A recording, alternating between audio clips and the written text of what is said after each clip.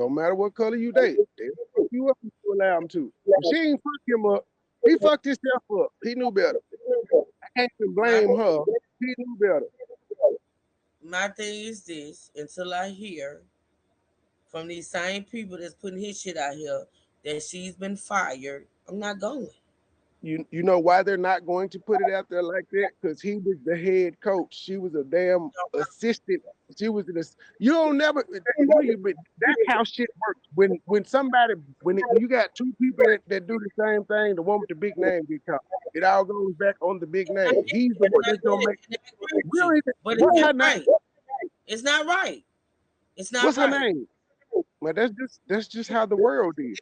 Clip of somebody I got a clip of somebody. You gon' damn.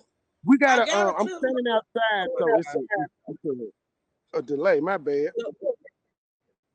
That's okay, but I got a clip. I think of somebody who put her out here.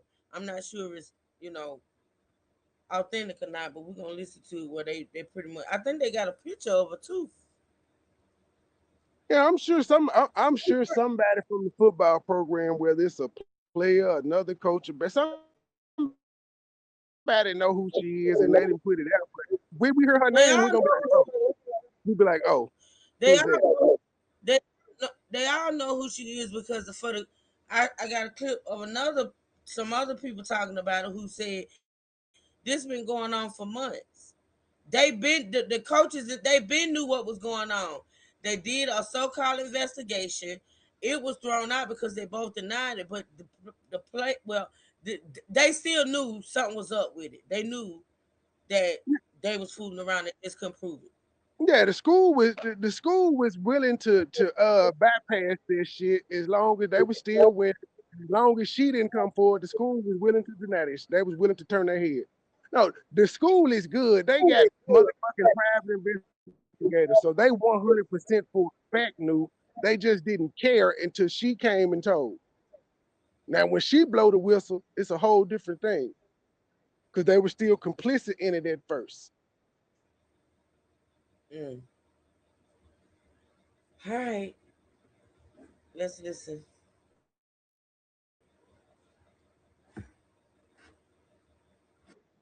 Would just kiss the ring to keep her job. Well, she did this to the wrong person, and obviously her family was there and called the cops. So it's not looking good for him, and he's going down.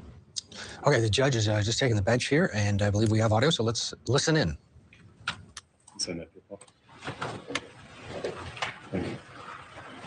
We are now calling case number 25F12175. This is the people of the state of Michigan versus Sharon Banfield Moore. Mr. Simon.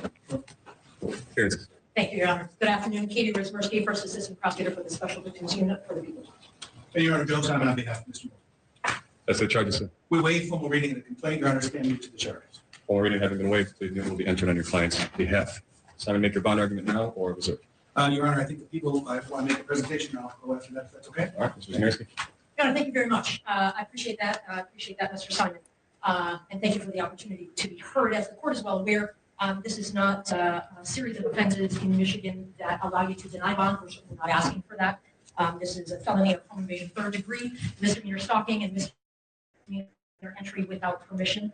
Your Honor, we are asking for a $25,000 cash surety bond in light of the fact that we cannot ask for you to deny bond. I get that he is a man of means, and so that's that I would make for any defendant charged with these offenses before you. So what strikes me as perhaps more important in this scenario are conditions that I would like to ask for. Because of course, as you know, Your Honor, you're tasked with trying to make sure that he reappears, but also the safety of the public and this victim in particular. So Judge, in addition to an ask for a $25,000 cash surety, we're asking, should he post that? Should you impose that? We are asking that you order that he undergo a mental health evaluation. We are asking that you order him to submit to a GPS tether and that there be a no-go to this victim's residence or place of employment. Ask that you order that there be no contact with her whatsoever in any means, any fashion, direct or indirect, that there be no stalking behavior of any kind, that he be ordered to surrender any and all weapons. Further, that he be ordered to surrender his passport.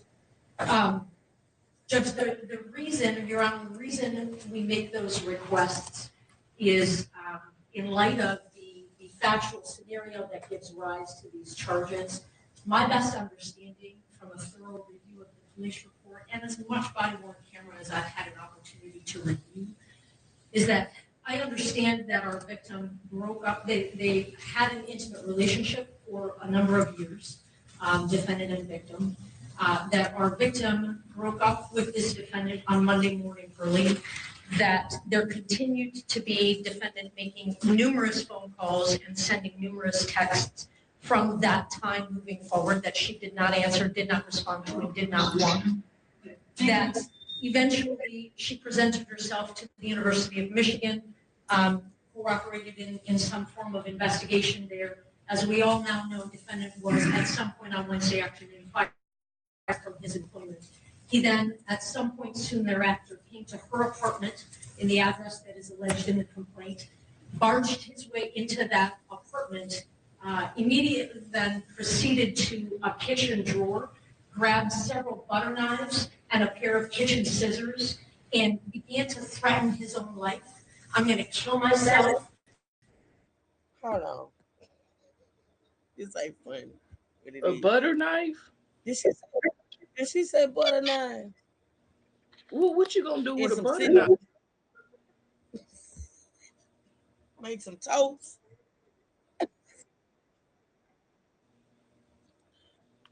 What Of the all hell? the knives that you, not even a steak knife, but a butter knife?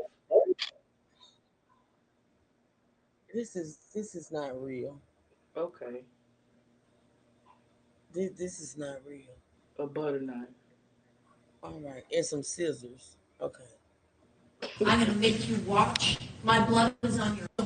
Immediately then proceeded to a kitchen drawer, grabbed several butter knives and a pair of kitchen scissors, and began to threaten his own life. On your hands, you ruined my life, and a series of very, very threatening, intimidating, terrifying, quite frankly, statements and behaviors there in that apartment. It was only then, Your Honor, when the victim, she called her attorney and then at some point indicated she was going to call the police, and then he left. And so, Your Honor, while I understand that there isn't evidence to suggest that he directly threatened the victim with any of those implements that I've indicated, the totality of the behavior is highly threatening and highly intimidating. She was terrorized.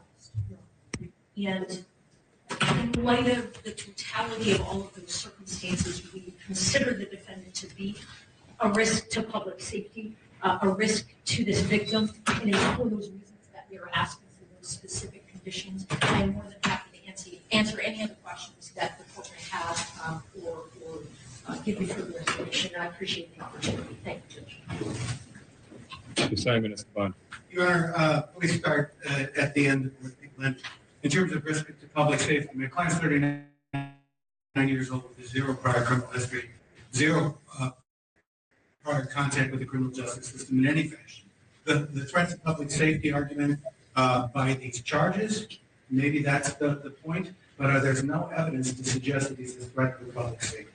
The next thing is that the people referenced the court rule that I want to come back to, that you can't deny bond in a situation like this. And they referenced something else that I want to come back to, which is the fact that they reviewed thoroughly the police report. And they referenced something else that I want to come back to, which is the fact that they reviewed thoroughly the police report and they reviewed thoroughly the body cam. I've had none of that opportunity. And that's too early for that in the proceedings. So when people come in here and make factual representations, although I trust Ms. Brzezinski very much as an officer of the court, I have no ability to respond to those factual representations.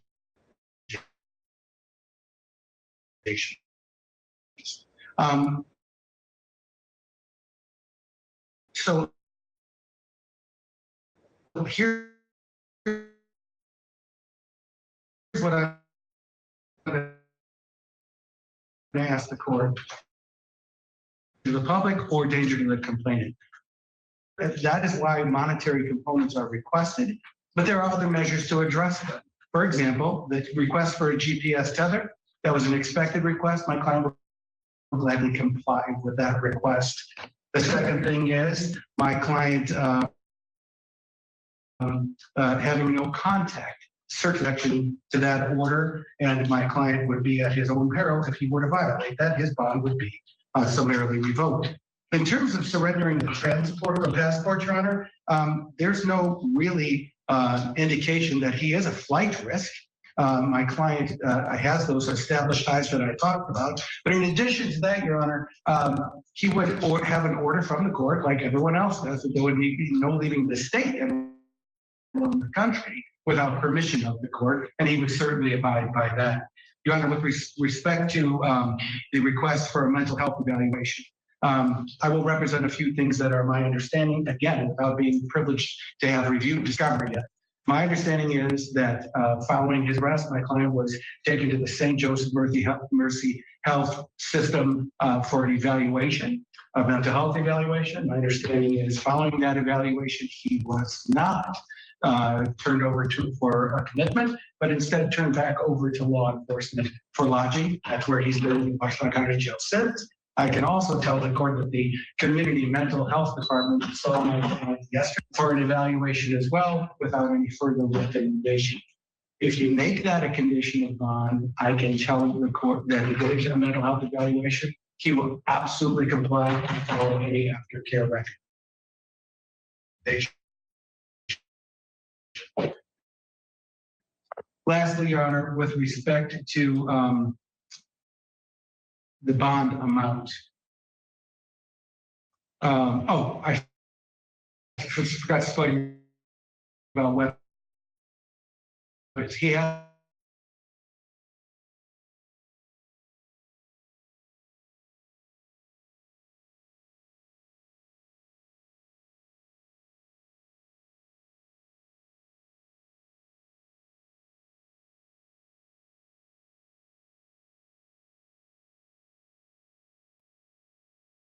of my client's bank account, but to the principles of the charges and to the principles of the court rule. Therefore,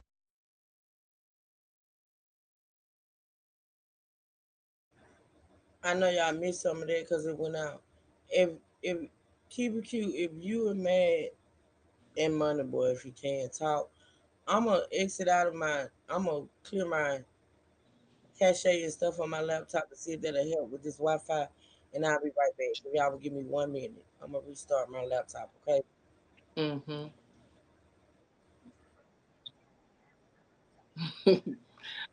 It's me. Yeah, it's me. I'll be right back. Y'all take over for me for a minute. Okay.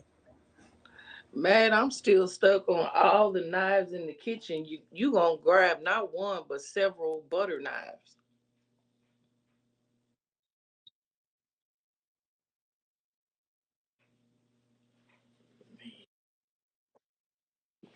If I plan on doing something, I'm not gonna grab. He could. He at least you could have grabbed a steak knife, but a butter knife.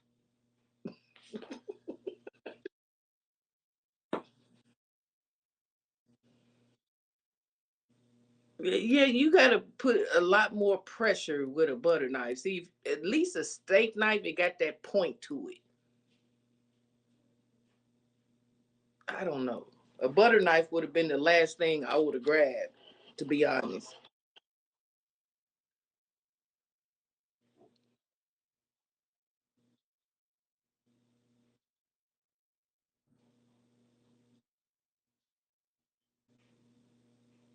But yeah, to penetrate a butter knife, you have to put more pressure on. You know what I'm saying?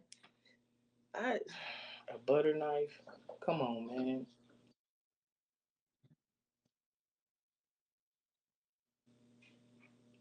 I guess. Well, I just thought about something too, True. Oh, my bad, she gone. But Truth said they're gonna try to make her out to be a victim, and I forgot all about it. Well, she ain't a victim of the cheating. She's the victim of this nigga threatening to kill her and putting a gun to her neck.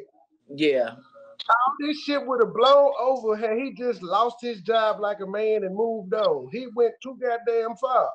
I agree.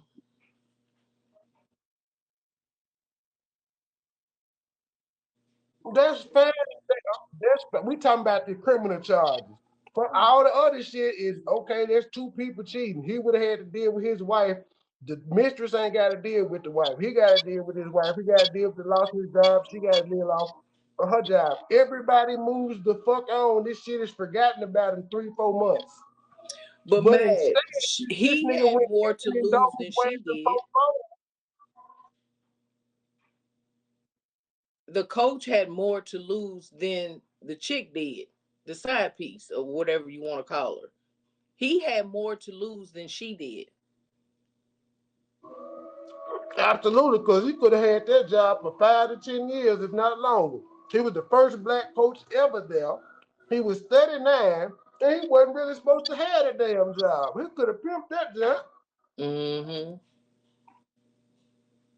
I don't feel sorry for him, and it had, and as far And he as, could have lost his marriage and still could lose his marriage. hmm, I don't feel sorry for him. I don't care if the woman was white, Hispanic, black, or whatever. He put his own situation in jeopardy. That's the Yeah, way I color look has at nothing to do with it. He just made whatever happened between them.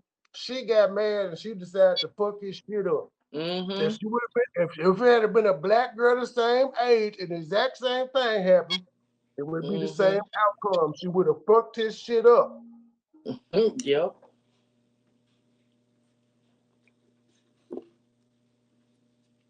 Yep. That woman is hurt. Whatever Hmm. happened, that woman was hurt. That's some shit a hurt woman do. Well, exactly. At the end of the day, she's a woman. And then I think Truth said yesterday that she had gotten pregnant by him and he talked her into getting an abortion. So she was real salty. Yeah, I hate it for because he's technically still considered young himself at 39. Yes, So he could 30. have bounced back and got another job off a cheating scandal like several coaches before him have. But Okay, he now that we know you threaten to kill people, you're not getting your job back. right. Nowhere. Unless you coach, you can't even coach at a high school. Fuck that. So he's 39 and she was Hold what, on. 25? Wait, can y'all hear me? Can Yes. y'all hear me? Cause see, Yes. this is not. Trouble, you listen.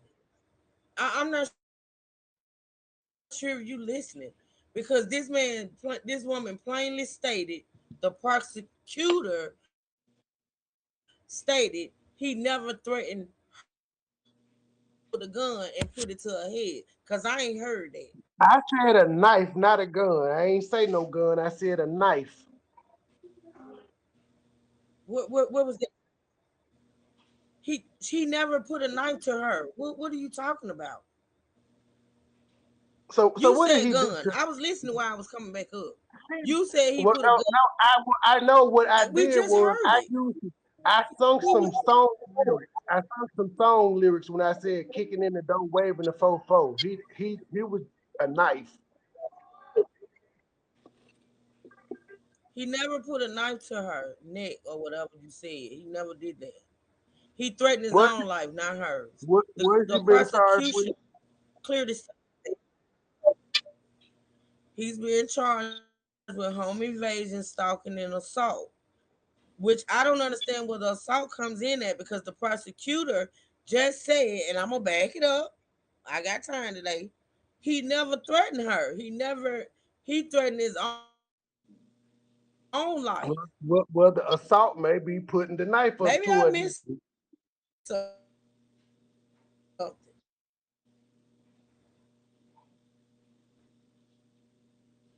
And in some places, making a threat is considered assault. Mm-hmm. See, I don't know why my shit is The saying truth, you going in and out. I thought that was me. I thought it was me. It's true. It's not you.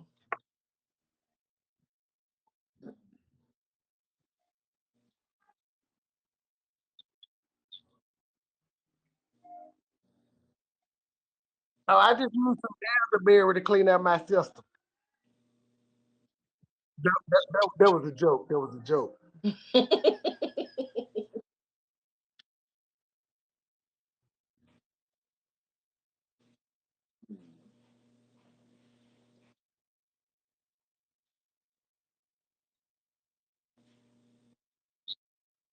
Trey, Miss B asks, do you think her dad played a role in this? Um, if he knew, he probably encouraged her to tell. Mm, But ultimately, I'm not blaming nobody but them two people involved in this. Truth said, or who I think it was either you or him. He was the one that had everything to lose in this situation, so he should have absolutely. made better decision making. Absolutely.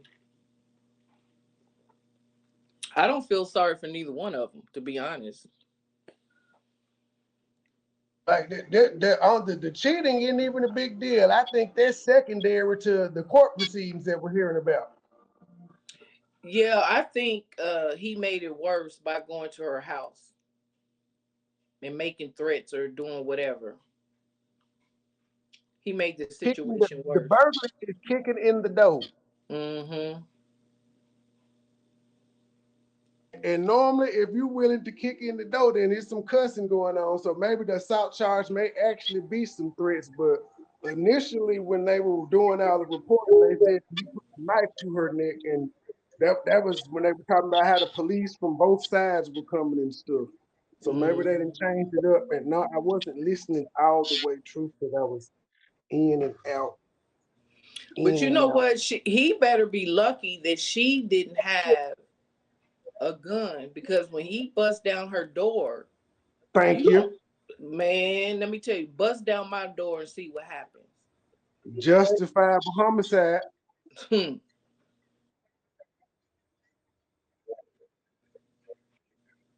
What was that? I'm gonna kill you, bitch. Mm-hmm. Mm-hmm. Yeah, that may be why the assault charge is there. Sir.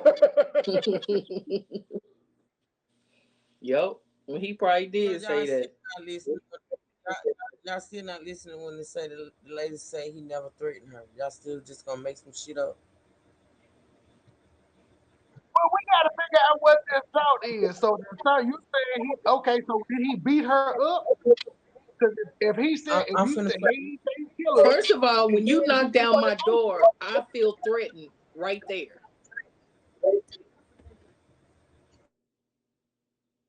is that the prosecutor or the defense talking?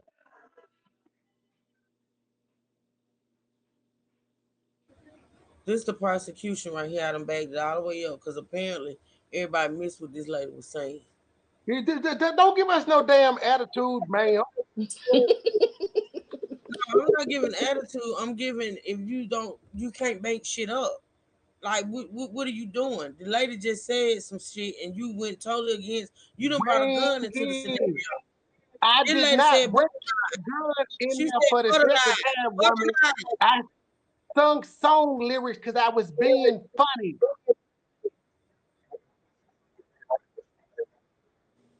Mm. I'm not doing.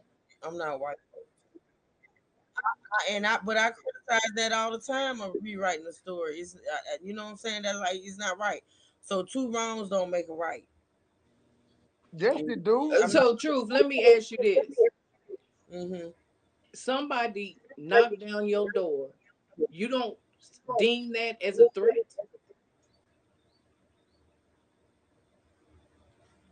Somebody do what to your door?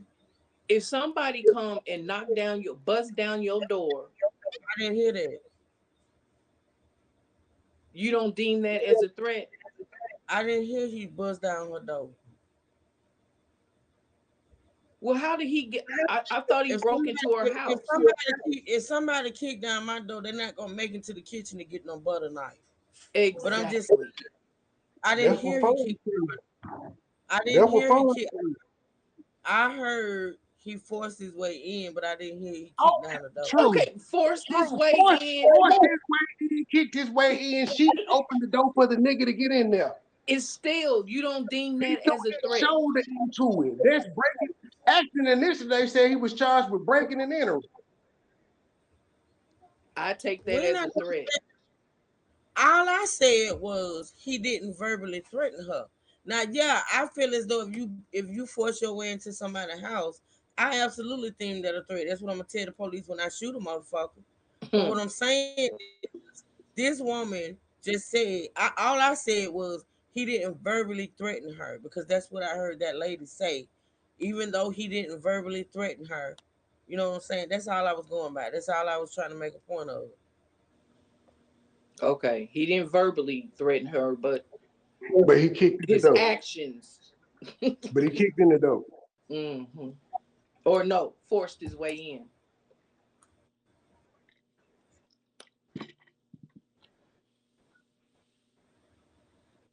So Well, we're where's the gonna listen one assault more at time and then? hear her words. And her mother, I couldn't tell y'all what's wrong, man.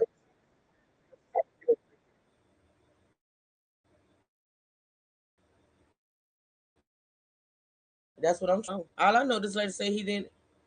He didn't. What you call it? Let's listen. Let's listen one more time. And I got it on normal speed. So let's listen. Am I? Damn. I'm still breaking up.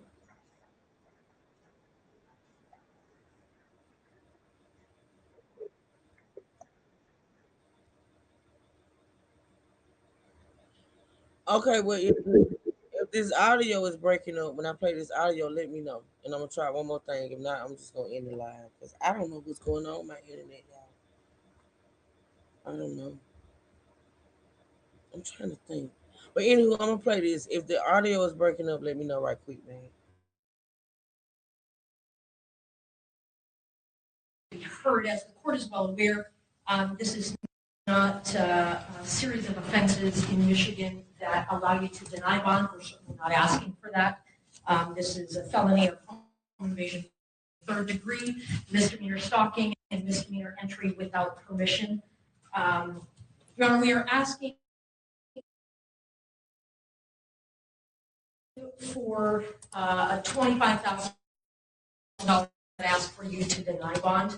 I get that he is a man of means, and so this is a bit of a nominal monetary ask, but quite frankly, it would be an ask that I would make for any defendant charged with these offenses before you. So what strikes me as perhaps more important in this scenario are conditions that I would like to ask for. Because of course, as you know, Your Honor, you're tasked with trying to make sure that he reappears, but also the safety of the public and this victim in particular.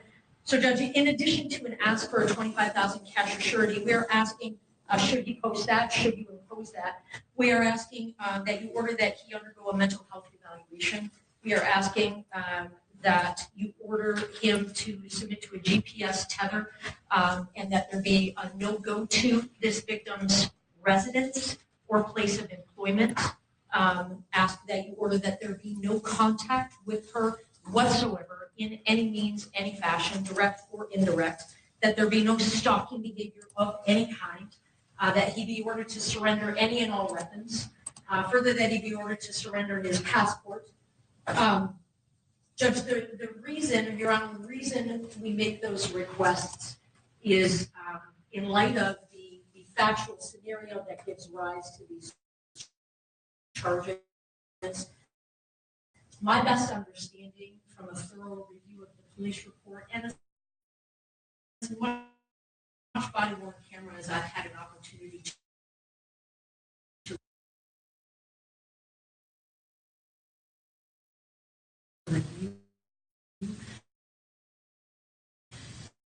is that I understand that our victim had an issue a number of that there continued to be defendant making numerous phone calls and sending numerous texts from that time moving forward that she did not answer, did not respond to, and did not want.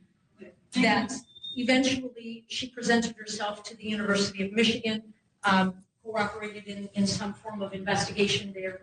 As we all now know, defendant was at some point on Wednesday afternoon fired from his employment. He then, at some point soon thereafter, came to her apartment in the address that is he then proceeded to a kitchen drawer, grabbed several butter knives and a pair of kitchen scissors, and began to threaten his own life. I'm going to kill myself. I'm going to make you watch. My blood is on your hands. You ruined my life. And a series of very, very threatening, intimidating, terrifying, quite frankly, statements and behaviors there.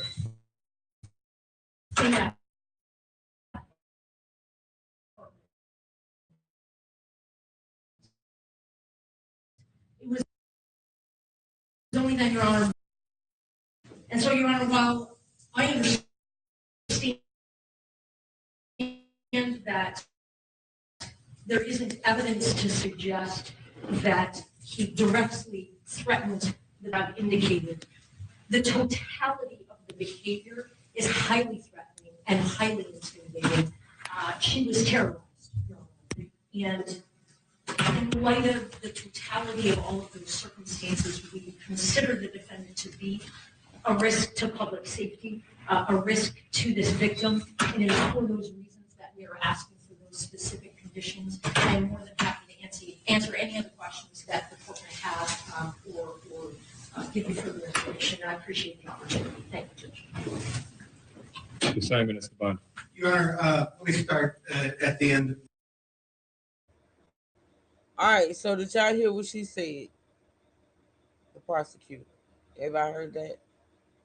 Yeah, she said, yeah, when she said it was cut out, but it got her to where she was like, well, there's no evidence to say he directly threatened her. The totality of the behavior is threatening. Yeah, he And I crazy. feel like he wasn't trying to kill himself, no way. Not with a butter knife. I agree with what she said. He just wanted to terrorize her. Yeah, He yeah. wasn't gonna kill her. Not with no damn butter knife. I don't give a fuck what nobody No. said. If that was Man, come on, man. But maybe there was some sharp scissors. She did say he grabbed some butter knife and some shears. Some kitchen scissors. Yeah, Mm-hmm. yeah. Man, come on. If Shit you were ain't funny. serious about killing yourself, you ain't grabbing nobody's butter knife. Listen, this shit ain't funny, but it is because I'm just sitting here imagining this dude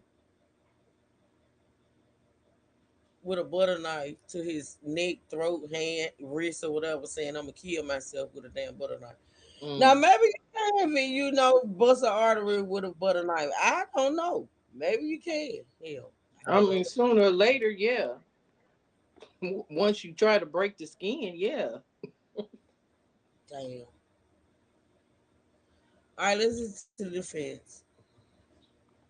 People in terms of risk to public safety, my client's 39 years old with zero prior criminal history, zero prior contact with the criminal justice system in any fashion.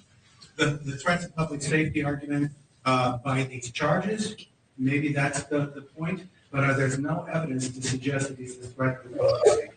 The next thing is that the people referenced the court rule that I want to come back to, that you can't deny bond in a situation like this. And they referenced something else that I want to come back to, which is the fact that they reviewed thoroughly the police. And they referenced something else that I want to come back to, which is the fact that they reviewed thoroughly the police report and they reviewed thoroughly the body cam. I've had none of that opportunity. And that's too early for that in the proceedings. So when people come in and make factual representations, although I trust Ms. Brzezinski very much as an officer of the court, I have no ability to respond to those factual representations. So here's what I'm going to ask the court. The monetary bond component The two considerations by court rule are my client will appear. Let me speak to that. He's got a home here. His family is here. He's got ties to our community. He's retained a local counsel here.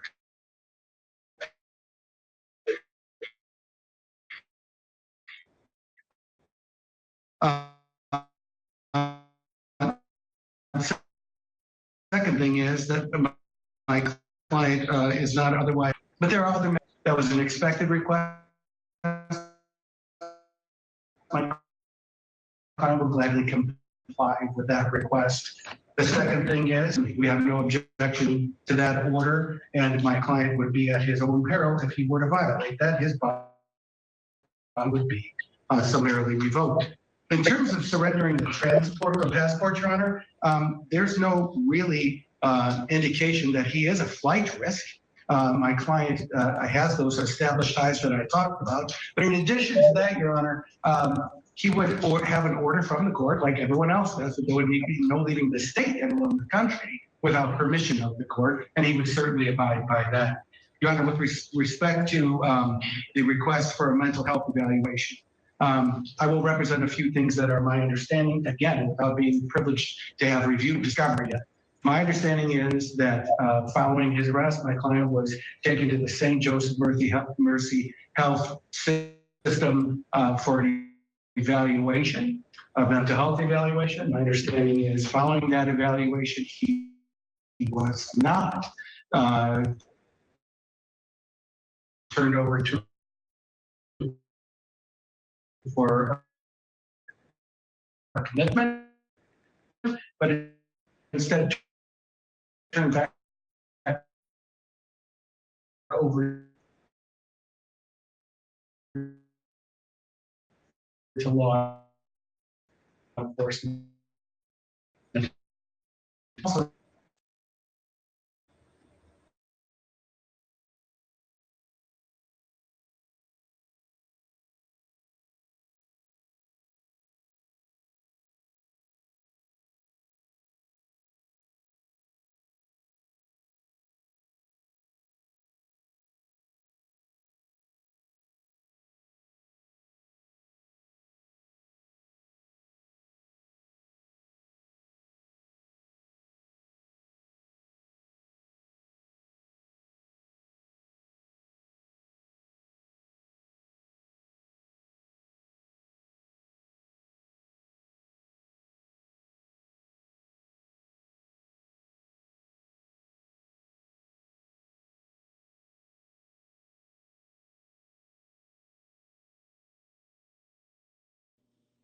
Can y'all hear?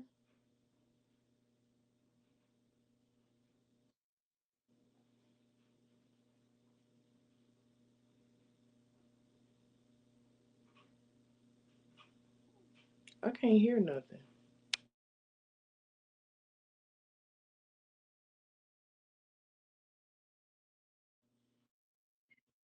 Yeah, her Wi-Fi is messing up bad. She might want to try to cut her Wi-Fi off and reset it and cut it back on.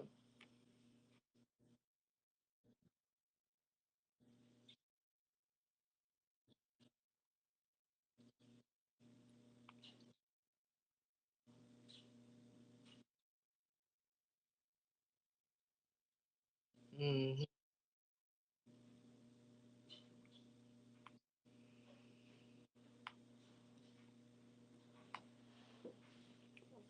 Yeah. Ooh, it's getting cold. We're gonna be below zero tomorrow. I mean, in the negatives tomorrow.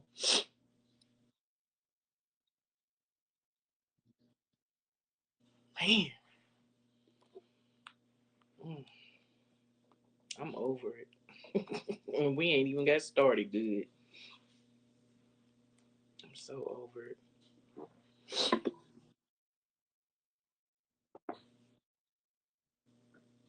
Shit. January and February is treacherous.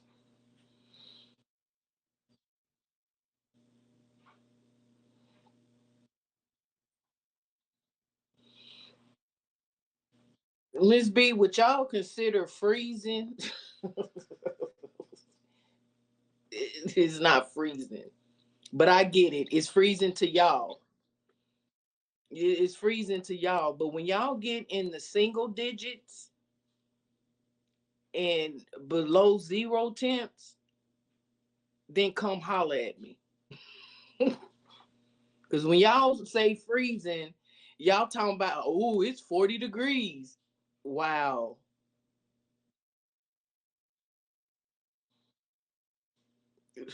Wow. 65. Try 12. Yeah, 65, that ain't cold. That ain't freezing. Try it, like I said, single digits. The teens. Below 0.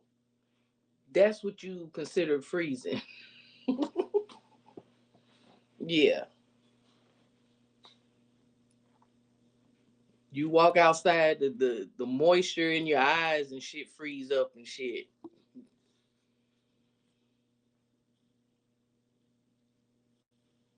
Yeah, Melissa. Sure, they think 65 is freezing shit. 65 is not freezing. That is not freezing. That's a Yeah. good temperature. They wouldn't survive in our kind of temperatures. Mm-mm. Y'all got them negative. I ain't never. Ooh, a negative? What the hell? In single digits, Baby? even teens. You know what I'm saying? Y'all Yeah. be thinking, oh, it's cold. What's the temperature? 40. What?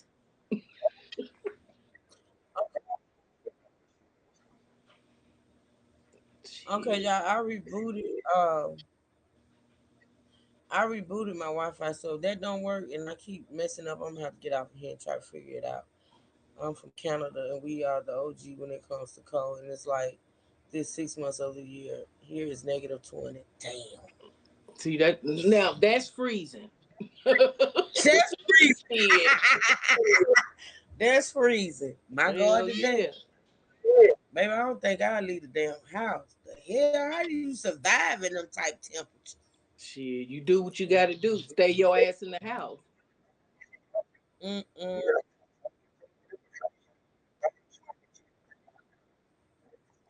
Damn,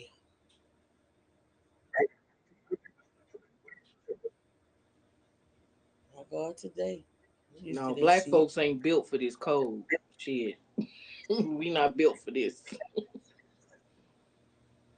All right, y'all. Let me try to play it and see what it's gonna do. Let's hopefully I fix the issue. I don't know. I did reboot my Wi-Fi, so if that don't help, I gotta figure it out. Community mental yesterday for an evaluation as well without any further recommendation. If you make that a condition of bond, I can tell the court that if there is a mental health evaluation, he will absolutely comply with all any aftercare recommendation. Lastly, Your Honor, with respect to the bond amount, I forgot to explain about weapons. He has no weapons, but he'll surrender. If you order that he surrender any weapons that he doesn't have, he'll be glad to comply with that condition. With respect to the bond amount, Your Honor, in a case like this, with charges like this, in a normal circumstance, we'd be requesting a personal recognizance bond and frankly expecting the court to order it. We all know this is not our ordinary circumstance. It's not an insignificant amount of money to anyone. And I ask that the court set the bond amount to the principles, not of my client's bank account, but to the principles of the charges and to the principles of the court rule. Therefore, I'm requesting that if the court orders a monetary component at all, that it be with a $25,000 10% privilege. And also, Your Honor, if my client is to order to a GPS tether, things have to happen pretty significantly to try to get that in place in time for what we hope to be his release today. Thank you.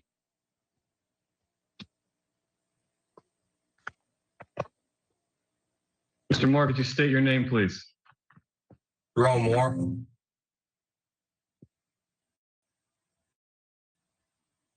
Sir, you are not to use alcohol, marijuana, or any other controlled substance that is not prescribed to you. You are not to possess or purchase a firearm or any other dangerous weapon. You are not to engage in criminal conduct of any kind whatsoever. You may not leave the state of Michigan without permission of the court. Prior to your release, you will be placed on a GPS tether. You will not be released before that GPS tether is placed upon you. You must continue all mental health treatment as a condition of your bond. The named victim in this case will not be placed on the record. You may not have contact with that individual. That means no calling, no writing, no video chatting, no texting, no emailing, or any other form of contact the human mind can possibly fathom. No one in the world thinks that this person is going to reach out to you. Should they do so, and again, no one thinks that they're going to, you may not reply in any form or fashion. The named victim's address will not be placed on the record, but you may not go to that location for any reason whatsoever. Are we understood on the no contact and no go to, sir? Yes, Your Honor. If you have any questions about that, you have a good attorney, simply ask them. You understand? Yes, Your Honor.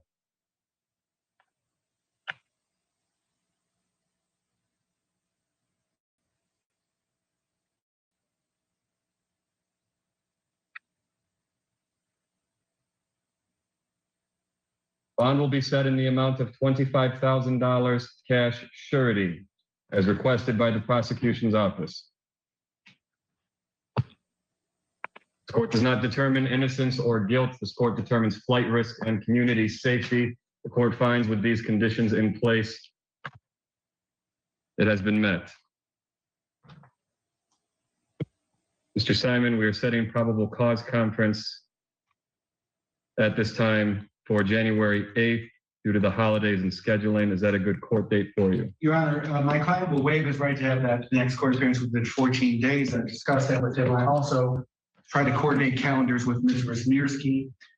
In support of that, I think we're both available on January 22nd, if the court would order that.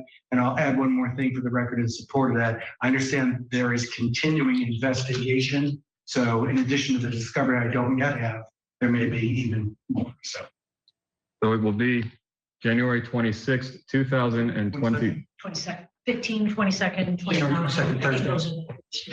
January 22nd, then January 22nd, 2026, 9 a.m., 14A1 District Court, Courtroom C. That will be in person. Sir, do not violate these bond conditions. Follow all orders of the court. Stay in contact with your lawyer. That concludes this hearing. Thank you very much. Okay, hearing is over. We'll get a break. We'll talk about what we just watched and what's happened, what will happen next to the former head coach of the University of Michigan, now in a jumpsuit appearing via his team was ready for their bowl appearance coming up New Year's Day. And now Sharon Moore is finding himself in the criminal justice system, facing multiple charges after an incident. I haven't heard anything either, Ms. B. I just saw your question because I was on the other screen, but I haven't heard anything. You know, when it comes to assault, the funny thing about assault is things could be considered assault that we don't even think about. Like, I don't think a lot of people know spitting on a person is assault. So the assault could have been barging into the home. It could have been the way he spoke to her. The assault could be anything that happened once he got into that apartment or whatever.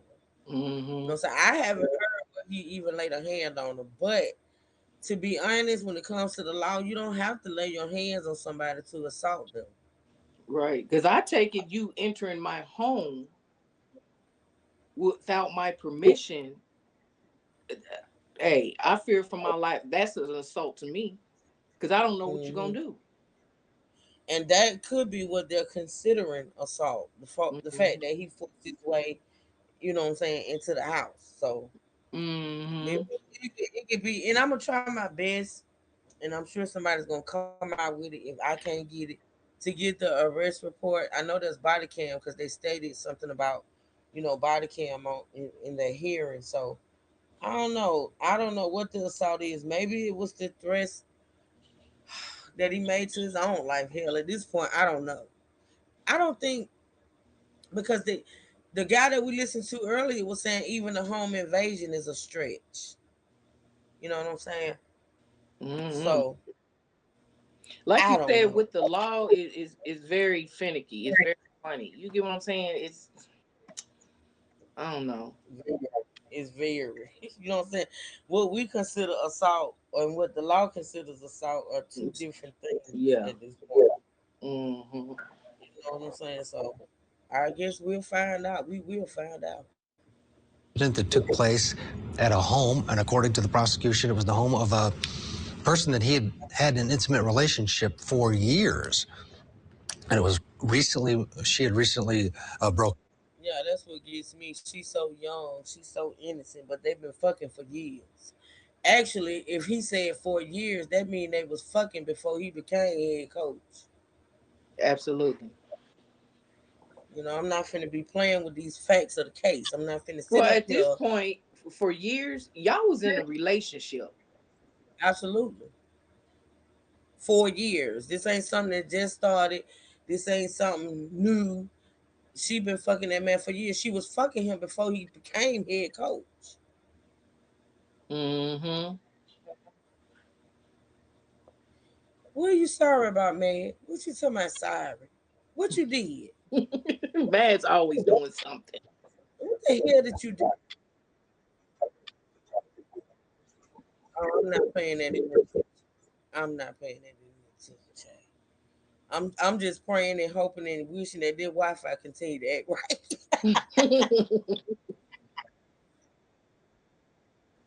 Yeah, and I'm gonna check it out as soon as I end it. But it's doing better so far. I don't have a whole lot of stuff on this laptop though because I just, I just recently got it. So well, Mm-hmm. well, I'm gonna definitely check that out. I ain't gonna lie, I'm gonna definitely check that out when I get off of here because I don't be wanting no issues.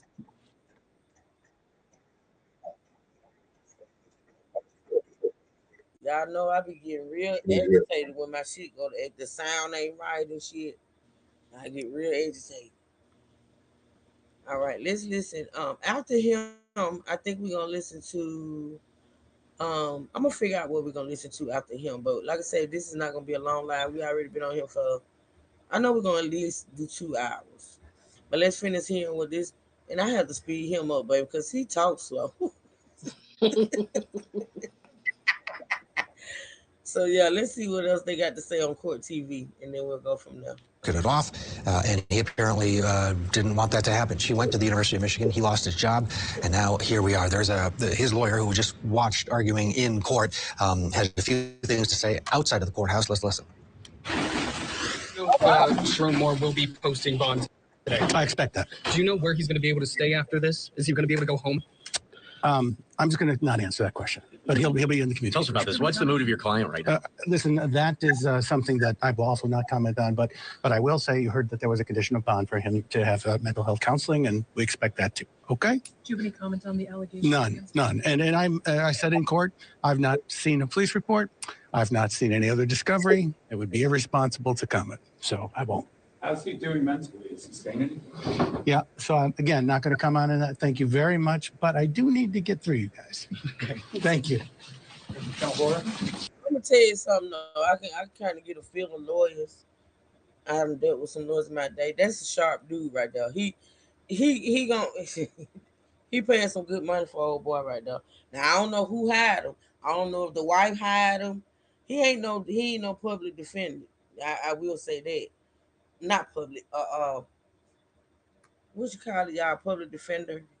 He's a paid lawyer. He a little sharp. Okay. Yeah, he gonna do some things. Okay, obviously intense interest there in the state of Michigan and across the country in this case. The lawyer attacked right outside the courtroom, not even the courthouse. He got 1 foot out of the courtroom, and boom, the cameras were right there because this is such an extraordinary story. People that follow college football know Sharon Moore, they know him well. He took over for Jim Harbaugh after they won the national championship. And he was going to be making $13 million next year, Philip DeBay. And that is not going to happen. Michigan fired him for cause, meaning, of course, he does not get that last year, if indeed that holds up. Overall thoughts on what you heard in the proceeding? What's he facing here? Well, first of all, he has almost a $14 million buyout clause in the contract, but that's assuming he's fired without cause. So let me tell you what I think the issue is going to be here. You have sort of two buckets of legal problems, the labor aspect and, of course, the criminal side. Let's start with criminal. Criminally, the $25,000 bail really is, I mean, to a multimillionaire, is like bus fare. It's nothing. He'll be able to post that in minutes and he'll be out. And I don't know if he's going back home. I sincerely doubt it because I suspect trouble in paradise, given the relationship. You must not be married, little nerdy boy. You can't be married. Cause I'm willing to bet money that I don't have, and I definitely don't have $13 million. Hell, I ain't got 25 G's. I don't think. No, not altogether. Everything I own here. Maybe. I don't know. But anyway, he went back home. He went back home, dude. Let me tell you something. Wife may be upset. Wife might be angry. Wife might divorce him later on. But I can guarantee wife hired that lawyer. I can guarantee you wife paid that bond. And that man went home. He went home. Now, I ain't saying it's all peaches and creams and roses and bud petals and shit. But I can guarantee you he would make home. In fact, I got a video. I think somebody recorded him actually going home. But we going to talk about it. And he went home, child. Relationship with staffer. Now, having said that, after listening to the facts as presented during arraignment, I got to tell you, Ted, I fall prey sometimes to media accounts. I thought he went over there and was making threats toward the young lady. As it turns out, he's threatening to kill himself with her butter knife. So it's one thing if he's engaging in assaultive conduct to the inhabitants of the home, but no, he was threatening harm to himself. So clearly there's a mental health breakdown and there was some kind of a psychotic break and he needed to be seen. So the question then becomes, is that a crime? Well, in the state of Michigan, it is not a crime to commit suicide. In fact, it's not even a crime to attempt suicide. And I'm not even sure it is considered burglary to go into someone's home and threaten suicide. So what do you really have at most? Maybe a trespass. And I'm not sure if it's even a trespass. If they Y'all hear this shit?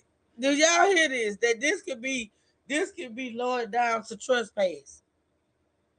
Keep it cute. Trespassing. You came to my house and I didn't invite you in. But you gotta listen to what he's saying, though. You gotta listen. Now, see, now that's some bullshit, entering. Right? It's not trespassing. That's some bullshit. Trespassing to me. My commentary can be a little bit different from theirs. On my side, if you've never been here before, we run in two different systems. That's trespassing. So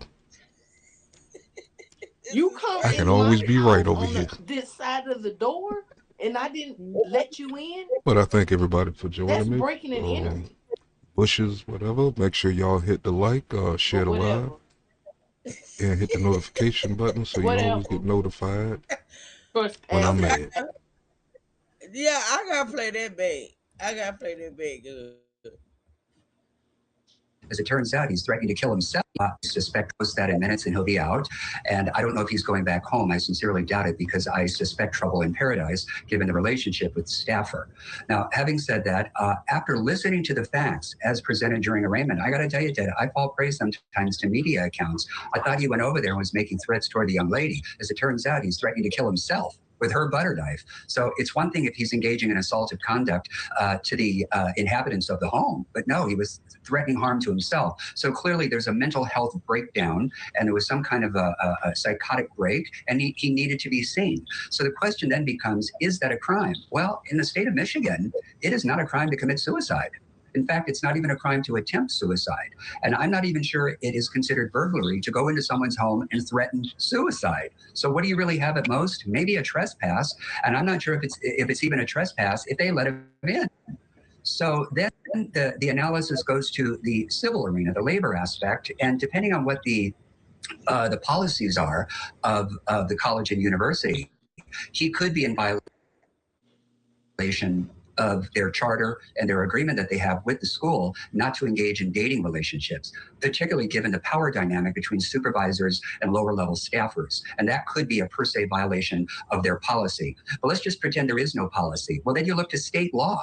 And typically, coworkers are allowed to date. Supervisors can date subordinates. I think where it starts to cross a line is if the dating relationship starts to disrupt working operations and business operations. If it starts rising to that level, then certainly the employer can step in and tell them either, look, if you're going to date, you cannot bring this drama into the workplace, or we're going to have to let you go. And then if it persists, they can certainly let them go. But I think absent some proof of disruption in the workplace itself, it may be premature to be firing him. And I do predict there will be some litigation on the contract. I mean, there's going to be a behavior clause in a contract of that magnitude for someone in his position. And he allegedly is having this. I hate when these people that supposed to have all the sense get up there and speak and really be sounding dumb. If it wasn't a behavior clause in there, if it wasn't a clause in there saying you cannot fraternize, he wouldn't be fired. Think about it. Because if it wasn't a clause, if it wasn't a clause in his contract saying that, they couldn't fuck with him for fucking with the white girl. Mm-hmm. It got to be a clause in there. If not a clause in there, he would not be fired, or they could be facing a lawsuit. Because if you don't have a clause in this contract, you can't look at him and say, "Oh, you was fucking the white secretary, so you got to go." It got to be some type of clause in there. So the fact that he was fired lets me know there was a clause. Exactly. Period. What was you gonna say, man?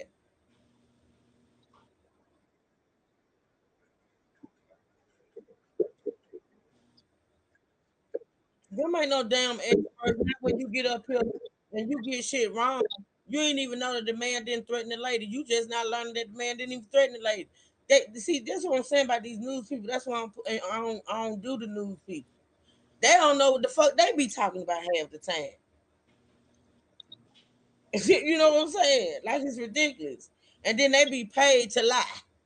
Cause some of them just get up there and intentionally lie. Period. Hell yeah. You know what I'm saying? So it's ridiculous. Okay. Affair with his direct subordinate, his basically assistant. And if she went to them and said, "Listen, this dude will not leave me alone. I tried to break up with him, and he's badgering me," then you would think that because they came out very forceful. The University of Michigan said, "We're done. You No more and what fake you news. did here has no place here in Michigan." So you're right. That's going to play itself out the way it plays itself out. If he wasn't the head coach of the University of Michigan, at the end of the day, would these charges be dropped likely at the end in a few weeks, months, or how does his celebrity hurt him possibly as we move forward to the way you described this? It sounds like a guy who was desperate. His world had just crumbled, and he had a mental breakdown. Yeah, I don't think the celebrity hurts him. I actually think it's helping him because as the facts start coming out, he looks kind of human. If you really think about it, it looks as if he was just on the verge of a breakdown, that he wasn't homicidal, he wasn't assaultive in any way, he certainly wasn't making threats to others. If anything, he was a threat of harm to self. And if that's the case, then he becomes a sympathetic figure because the man needs help. That's ultimately what it's about. You don't want anybody to do harm to themselves, and you want them to get the help that they need, be it for medication, behavioral therapy, injections, or maybe he needs to be in a hospital setting where he can be seen for an extended period of time to get him stable and calm. Because just releasing him on $25,000 bond on a promise to appear might not be enough to kind of. So once again, little Opie over there didn't hear when the judge said or when the defense attorney said that the man had been evaluated, not kept, but sent back to the prison. I mean, to the jail. See, it's these people that come up here and they don't be listening. How the fuck am I sitting over here on YouTube, sitting in my recliner, listening harder than this motherfucker? So you saying maybe he need to go to the hospital to sit there and be? They said they sent him to a facility to be evaluated. The facility released him back to the jail, which means he may do some outpatient shit, but he's not at a point to where he needed to be kept in a mental institution. How do you not know that? And we sitting up here and listen to the same shit. I'm sick of Opie. Not Opie. I'm sick of him. His nerdy ass. He didn't even know that just because this man got caught cheating, and did what he did, that a wife in her position, she may be done, but she ain't done yet. So yeah, he went back home. He went back home, homeboy. She may be plotting and planning her escape, but right now, guaranteed, like I say, that woman, she hired that lawyer, she paid that bond, and she's still at that house. That's all I'm gonna say. Mm. Yeah, hell will be caught. Hell definitely will be caught. She's a woman scorned. See, you can't embarrass Becky. Becky gonna get your ass. She's embarrassed. Shouldn't be though, because his actions don't reflect shit about her. That woman got his 3 daughters. She bore his children. He chose to go out there with his raggedy dick and go out there and fuck with Susan on the other side of town. Mm. Just saying. That's what a lot. That's what she might. We've seen women stay in worse positions. Like women got to realize that when men make these decisions and go out and do what they do out here, it's not on you. I wouldn't give a fuck if you was the worst wife on the planet, and the man felt like he had no choice but to go out and find new pussy. My thing is, you leave. You divorce me. You leave.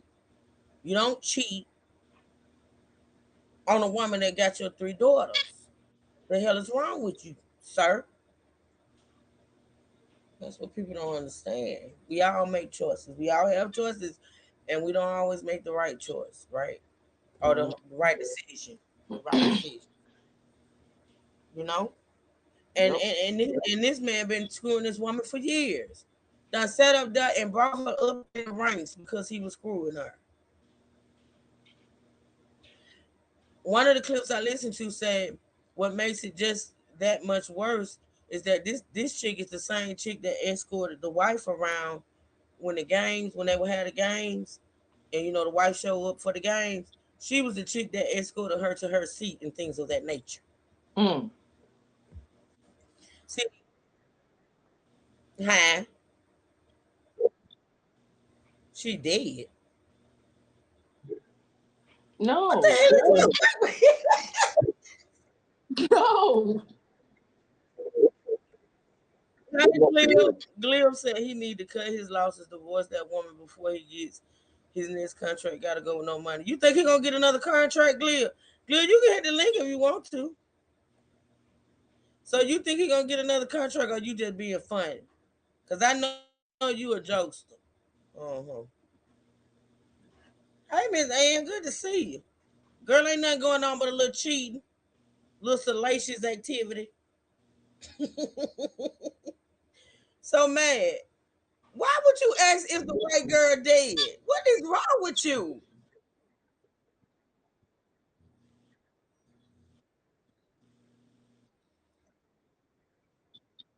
My God, today. And say, is the white girl dead?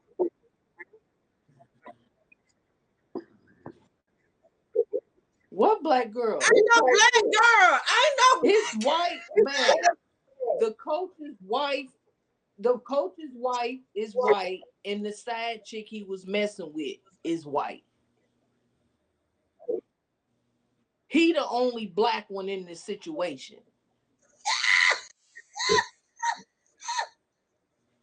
Damn it, man. You man. I I'm done with you. I am done with you.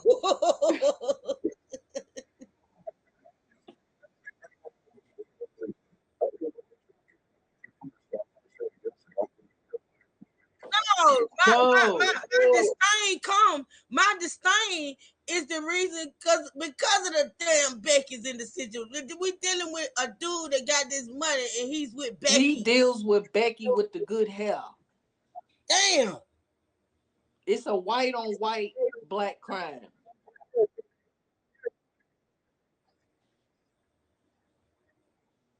Somebody said Man, stop somebody said smoking. yeah, put the smoke down. Maybe he said put the smoke down, maybe. Put it down. I'm gonna start calling That you was- Smokey. See, I ain't say that. Maybe he said. Smoky, Because we Smoky, know Smoky, you. Smoky. Hey, we know you. Shit.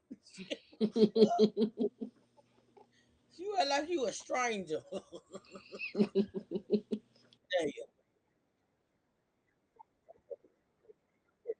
That's all right. You get on track, but it just be late. You'll get on track. Right, he on another whole crime scene.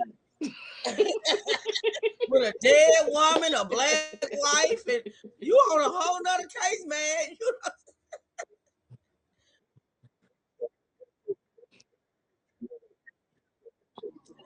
Hey, Cleo Talk. Hey, thanks for letting me up. Yo, Are you this well? story is hilarious to me. Is it? It is, man. It is. Why is that? Because Michigan State head coach, another black guy, had almost the same situation happen to him with a white woman. They fired his ass almost immediately, right? And this guy, black coach Michigan, is like, it ain't going to happen to the same guy. Nah, not me. Fired his ass immediately. She came to work in the morning and fired his ass before afternoon. Oh, man. That's crazy. That's hilarious to me. I don't know. Well, I mean, once she went and gave them the proof they needed that they were having an affair, that was it. That was it, and that was all. Because you got to remember there was an investigation before all of this happened. Right. So in that investigation, they both lied. They both lied and said nothing going on, right? They did. They did. So I heard multiple reports about this timeline, and I'm not sure what actually happened first. Did he fire her and then they broke up, or did they break up and then he fired her? She broke up with him. She broke up with him on Monday. He wouldn't leave her alone, so she went to the school. I think on maybe Tuesday or Wednesday. And once she went to the school and informed the school what was going on, that's when he got fired. Then No, after he got, I'm talking about her because supposedly she got fired. Did I don't she know. get See, fired? that's what I want. I don't know. That's what I want to know. Did she get fired? Because that's the part that's kind of confusing me. Because like, okay, you broke up with me, cool. I'm still trying to talk to you. We trying to work something out. Why did she go to the school and ruin everything for everybody? That's what she did. Listen. So listen to this. First of all, according to the streets, she became pregnant, and he encouraged her, forced her, manipulated her into having an abortion. So apparently, she had an abortion. Now, the reason why they broke up, I don't know for sure, but once they broke up, he wouldn't leave her alone, according to her. Like he was calling her, messaging her, and she was not responding. And go ahead. Oh no, I'm sorry. Go ahead. Finish your thought. Yeah, so apparently he wouldn't leave her alone. So she decides to go to the school and spill the beans. And then when she went to the school and spilled the beans, he got fired. And then after he got fired is when he went back over there and threatened his life with a butter knife. Yeah, that's kind of wild. First off, I think it's the side chick's duty. If the side chick get pregnant and she that close to the wife, it's her duty to get an abortion. She can't have that baby, so she can't be mad at him. Wait a minute, not the duty of the side chick to get an abortion. Yes, I think it's her duty. Like, okay, the side, like you said, she's the person who escorts the wife around campus. They know they are close. They follow each other on Instagram, and she's sleeping with this man's husband. She get pregnant. She can't come to Thanksgiving with that baby. Nah, you gotta get an abortion. You can't. Nah, you can't. How about they shouldn't have never been sleeping together in the first damn place? Like, I agree with you.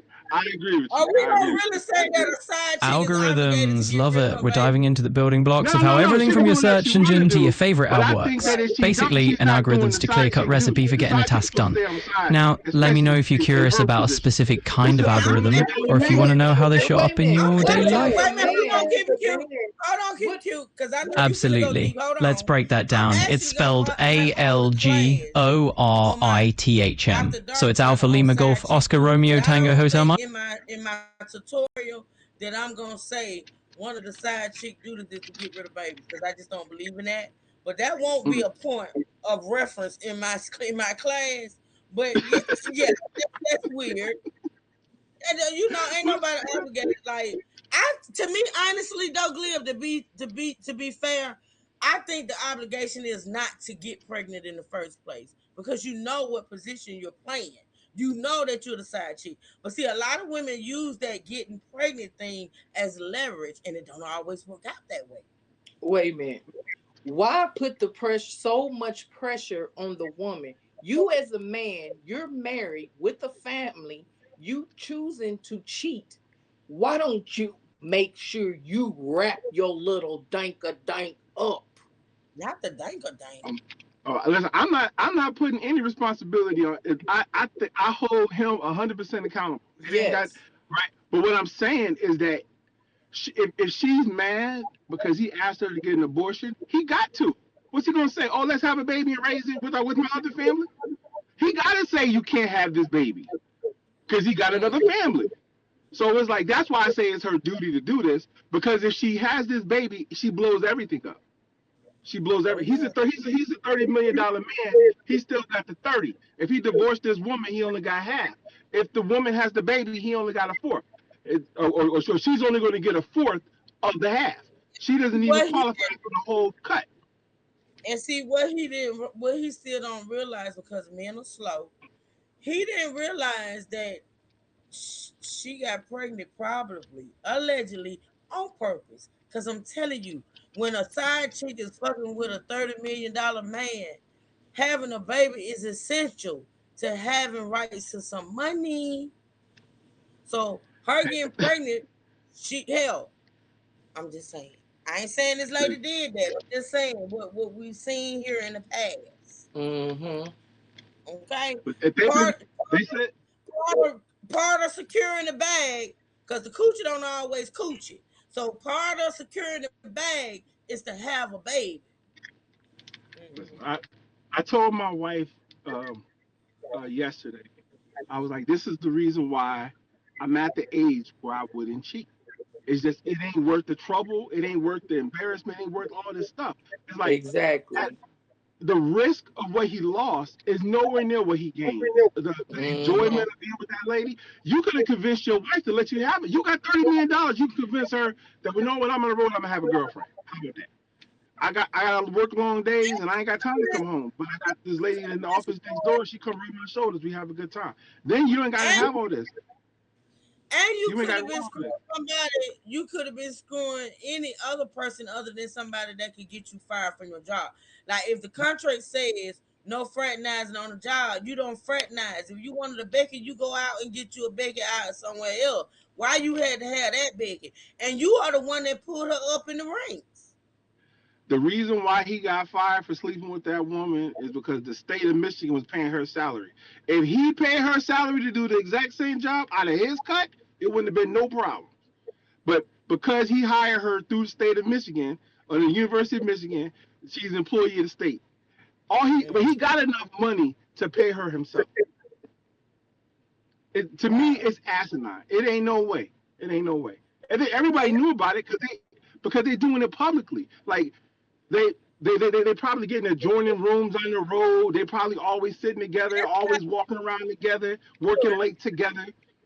This guy that I listened to, this podcast I listened to yesterday, this guy said, listen, and he got the inside scoop. Like he knows people over there in Michigan. He's an ex-Michigan player. He says when the people launched the investigation, they knew they was cheating. The investigation was just what they had to do, but they already knew they were sleeping together. And the fact that during the investigation they both denied it, they couldn't really do anything because they didn't have that solid proof. But they Right. saying that University of Michigan knew months ago that they were sleeping around. Yeah, because they wanted to fire them. They wanted to fire him with cause, so they didn't have to pay him. But check it out. I know why they fired him, and they're not. And no one's going to say. Well, they are kind of saying this. They lost to Ohio State. and that's their rival, and that's it. That was another thing That's it. mentioned. Yep. Yep. Because you know what? They had all the goods on. They had all this information. They're basically saying that Michigan was looking for a new coach already, and they was going to fire this guy. Yep. And how much money did they pay this woman to walk in there and give them that information? Let me play this clip because what you talking about, I really wanted to get into with Mad, but see, Mad don't know shit. Mad think the wife is black and think the side chick is. So I'm gonna play this clip. Hey man, have you cracking up? Because he don't know what the hell going on. let me play this clip, and you tell me Hey, what you think about it. I have to drop down, but I'll listen from the chat. Listen from the chat and just put it in the chat for me what you think about this clip I'm about to play. All right, thanks for letting me up. Are you welcome? Thanks for coming. I'm gonna play that clip, y'all, that we played at the beginning with this guy talking. Let's see. Where is it? Where is it? Oh, it's on my playlist. I'm looking on my damn stream, y'all. It's on my playlist. Hold on. Here we go, clip. Listen to this clip. The court is well aware. Oh, this hell. is not. Not you, Margie. I'm not looking at, not me, Margie. Let me not say Margie. She look like her name may be Margaret or some shit.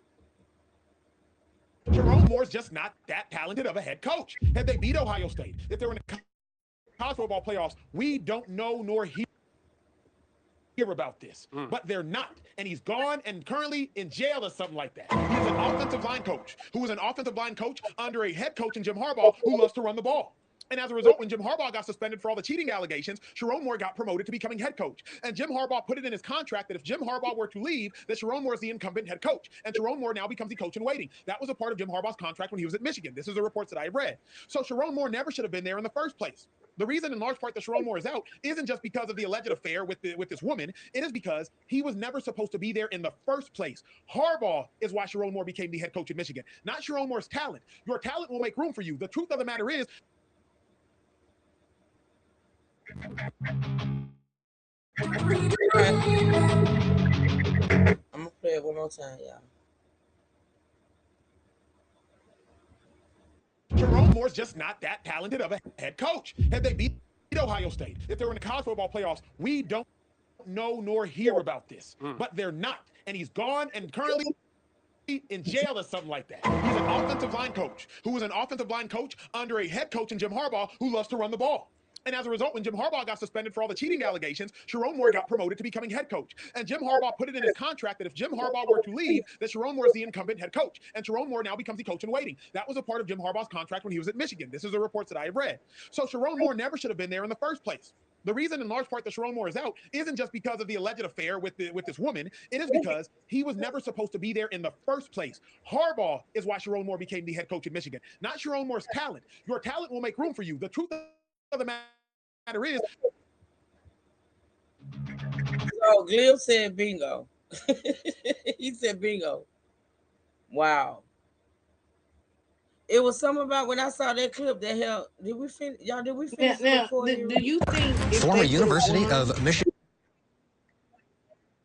if they would have won against Ohio, you think they would have fired him?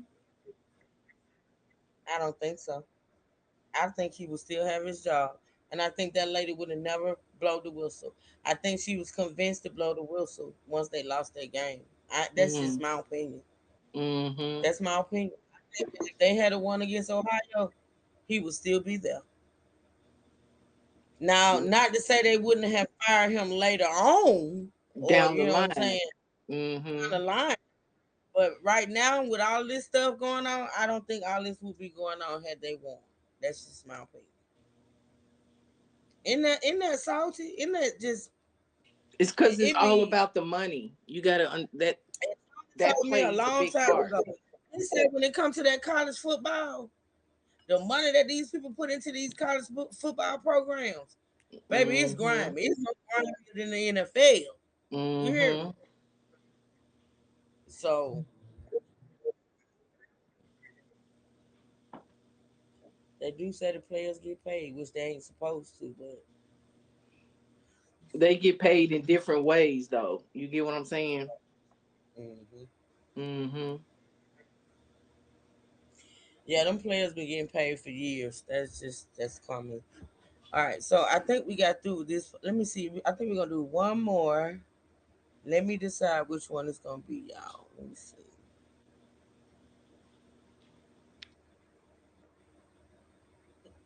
Um, or maybe some short ones, cause let's see. You know what? I can't wait till we come back on this because I want to roast the hell out of Shannon Sharp. Shannon Sharp shouldn't even be speaking. Like, shut the fuck up. Just shut up. Because you fucked up royally just like this man did. And I'm really curious to hear what he had to say. But I'm going to wait on that one. Because I'm gonna dive deep into that one. So this woman claims she saw him get arrested. Listen. Now, shortly after Moore's firing was announced, we learned that he was arrested at a church after a woman made a 911 phone call in her apartment. Our team coverage continues with 7 News Detroit reporter Randy Wimbley. He's in Pittsfield Township hearing from a witness who saw Moore's arrest.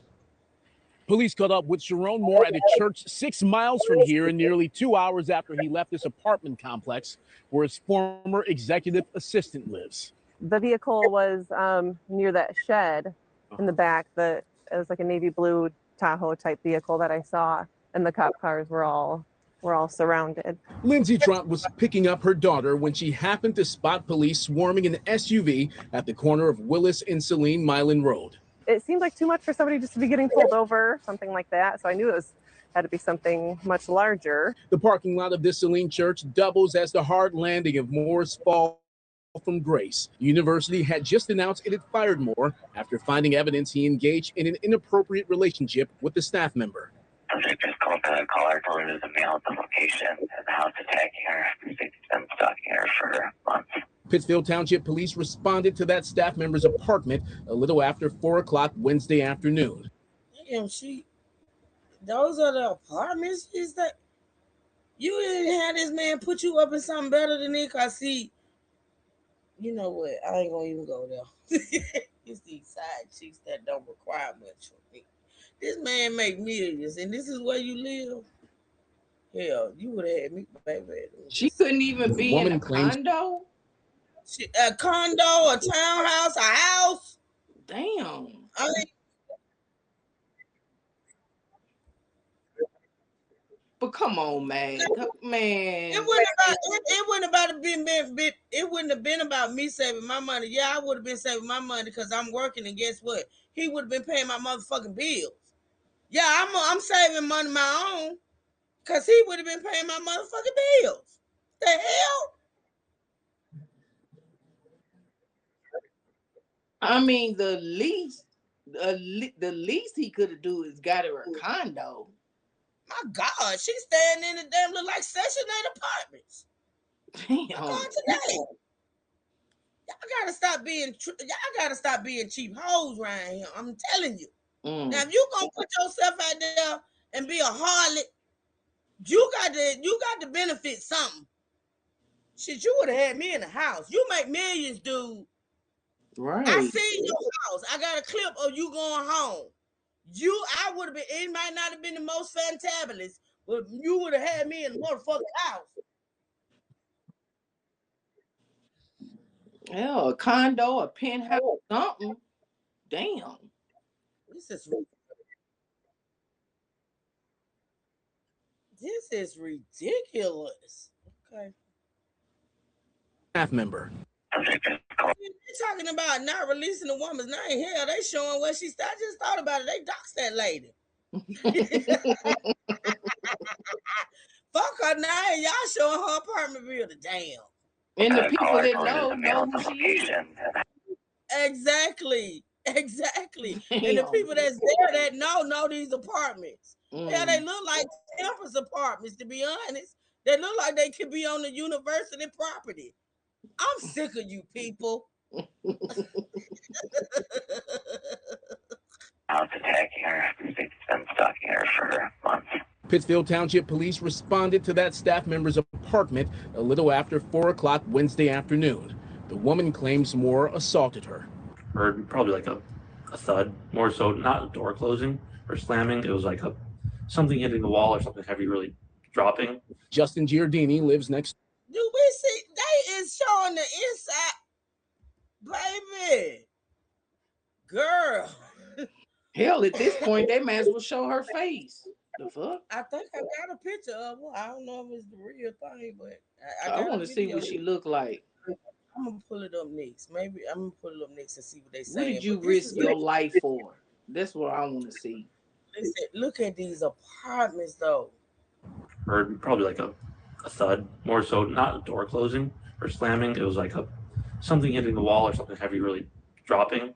Justin Giardini lives next door. I just wasn't thinking it was anything serious like that. Like I just thought someone dropped something, to be honest. So now thinking about what it was, who it was, what happened, it's just kind of crazy to think that was happening right next door to me. I didn't even know. Prior to the alleged assault, dispatchers received a troubling call from Moore's wife.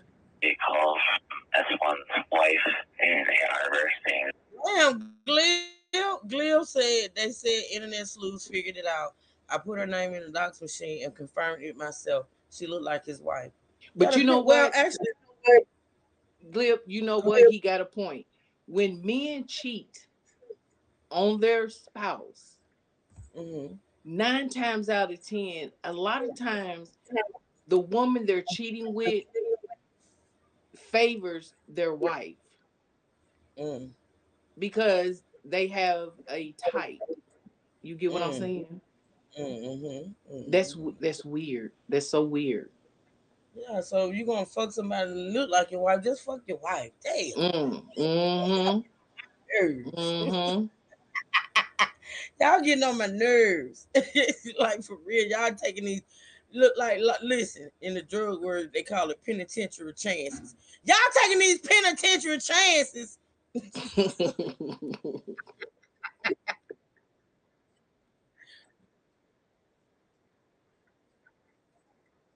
Put the, oh shit, we on the vertical. I gonna say I think you can click on it. Put the link in the chat, man. Just go on, put the link in the chat. Just so we ready. We ready.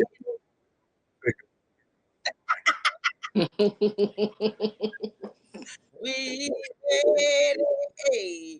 We ready. Uh-oh, Truth. I think this is women versus the men.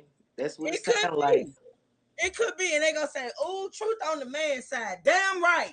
Cause I'm sick of the side chicks playing dumb and stupid. If you gonna be a side chick, you gotta be smart with that shit. I'm sick of it. Gotta know how to play the game. Play your position and play the motherfucking game. Your ass over there on the university campus in an apartment like the damn students. And you fucking a millionaire. Are you crazy? Now I'm sick of it. Dang. I'm tired. Okay? My God. that the subject is suicidal, reference losing his job today. Suicidal. So they're also advising when he left the location on their call, he walked out with several knives. Moore is now in police custody and could face criminal charges after losing one of the most coveted positions in college football. In the meantime, if anyone has information about the alleged assault that happened here, please call Pittsfield Township Police. You can remain anonymous. I'm Randy Wembley, 7 News Detroit. All right, let me see if I can find that clip where it says they found out who. This one? And see, this is the thing. Some of these channels I don't trust. Hold on. See if I find another one. I'm gonna play it though. Glib in the chat, he said he confirmed who she is. Maybe he can tell me whether or not this is true or not.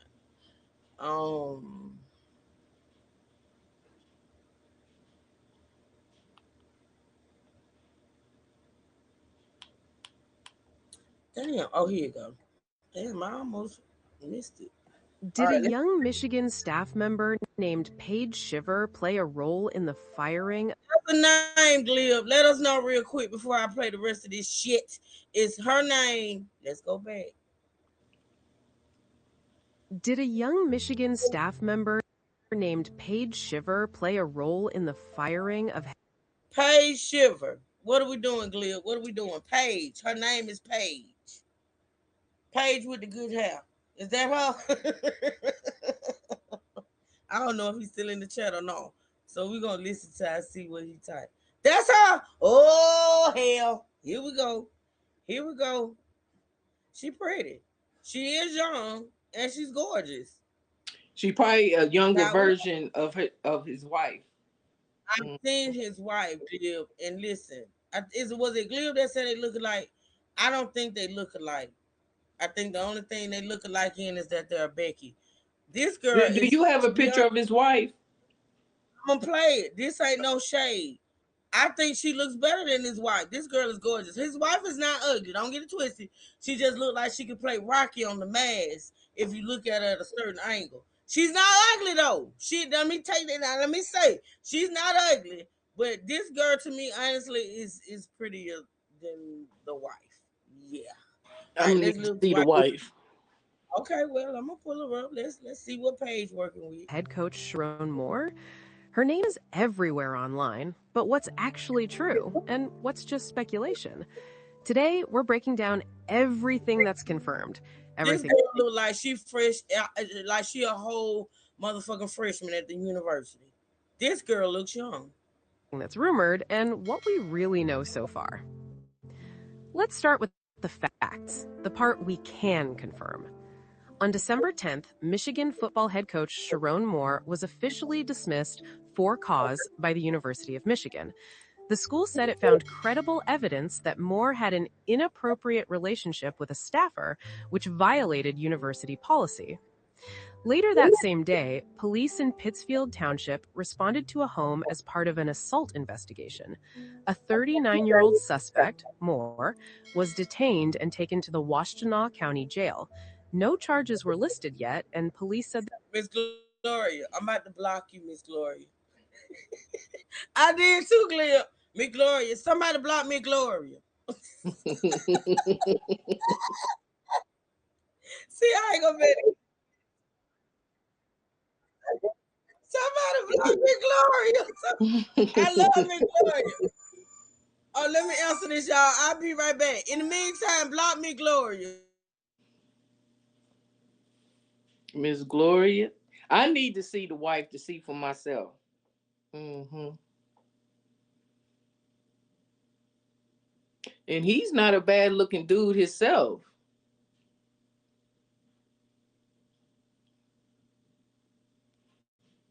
Damn.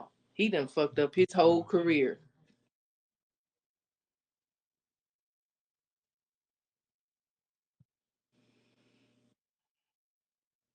Like, dude, what was you thinking? Damn. Thinking with the wrong head.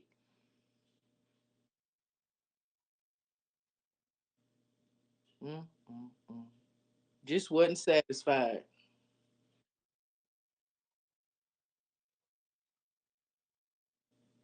Mm-hmm. Damn. I would have a mental breakdown too. Shit. Whoo, child. You done lost your family, your career. Just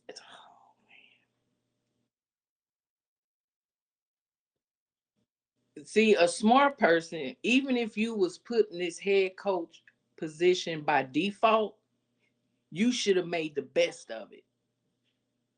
That was your opportunity. That was your golden ticket. That was your golden ticket. And you fucked it up.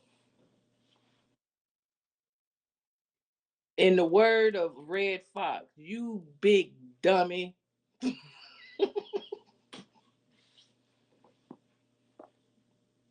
Yeah.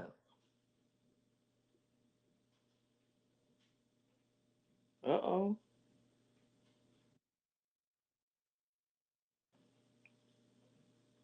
Mad too militant.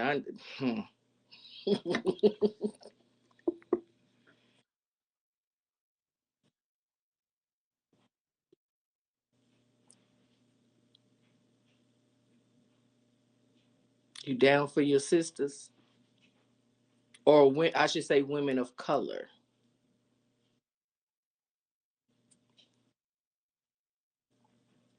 And you know, women of color could be uh No, look, like I was gonna say, women of color could be not only just black women. It could be Native American. It could be Hispanics because they're all considered a person of color.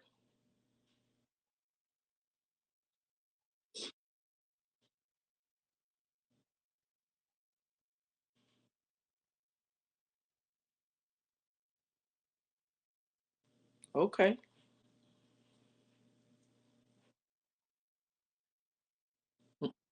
Mm-hmm. To match yours. Mm-hmm. Yeah, you can go deep, mad.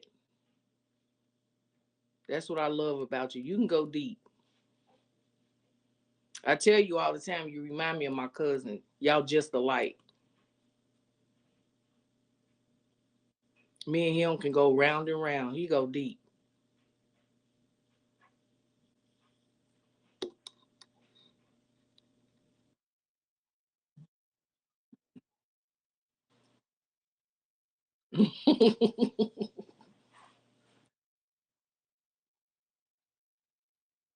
Hmm.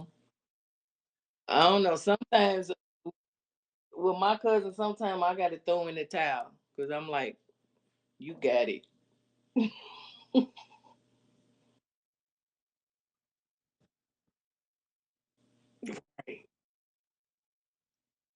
Hmm. I don't know. Sometimes my mind just it gets frustrated.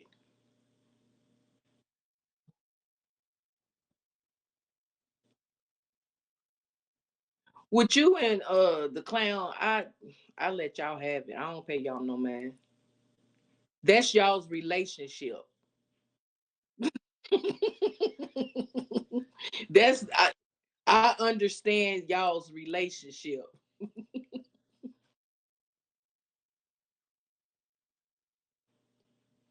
No, the clown be hanging though. He be hanging with you.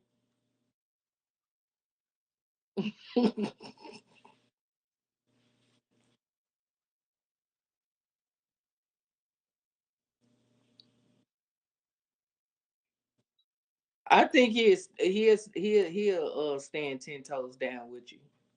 He does a good job though. Sometimes you have him stunned, but give him a minute.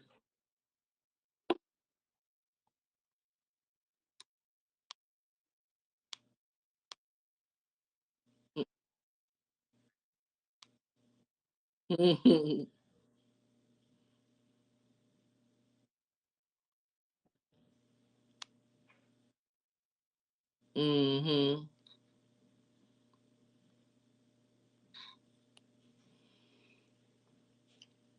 I just feel like a nap is coming on. It's cold. I'm gonna wrap up in my little blanket and just take me a nap.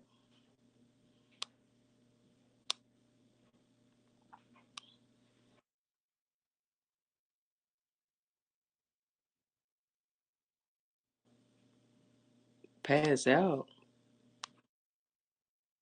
Oh man. Ooh, that's,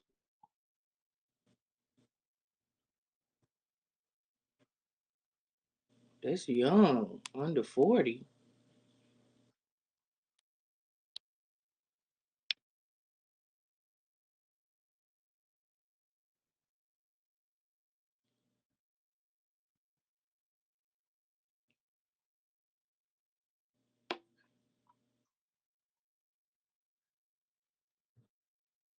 Hmm.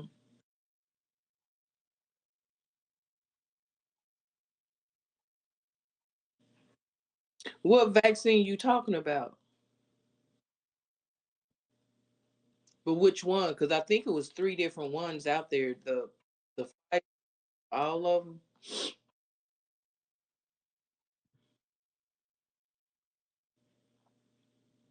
Hmm.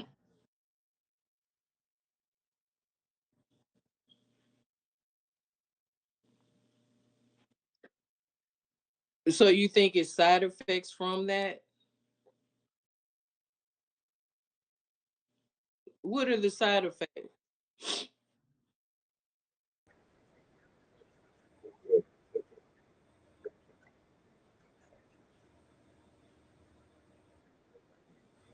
But my question is, what are the side effects?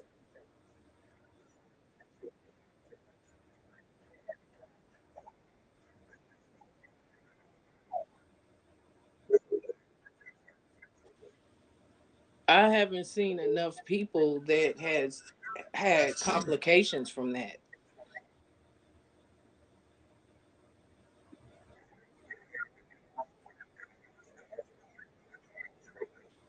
Mm.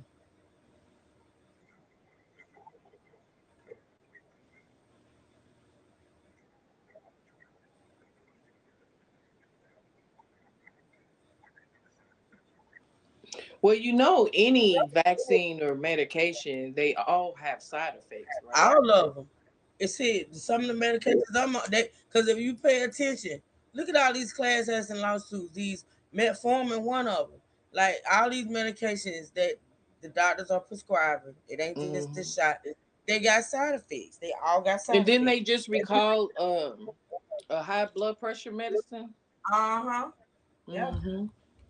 It's all of I them had got to make side sure effects. it wasn't mine. Shit, the one Yeah, I it's take. that lot that that one I got out for. It's LI something. Lot price. It's something. Yeah, they say that one ain't good. Mhm. But basically all medications, these prescribed medicines, they have side effects. If you read the fine print when the pharmacist Mm-mm. give you your prescription, it's all in there. Even all different vaccines have side effects. Yeah. Everything has a side effect to it.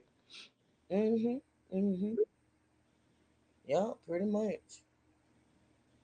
It's weird. You take stuff to survive this and that, and then you have side. It's just weird. It's just weird. Hmm. You just don't know what to do.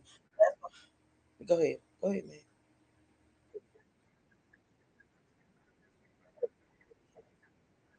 Mm-hmm.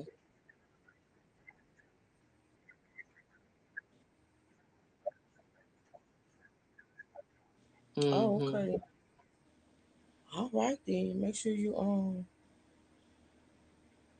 I have to check for it so I can share it out. Or send me when you schedule it or when you get the link, man. Send me the link because I'll probably be a little out of pocket. So send me the link so at Mm. least I can. Mm.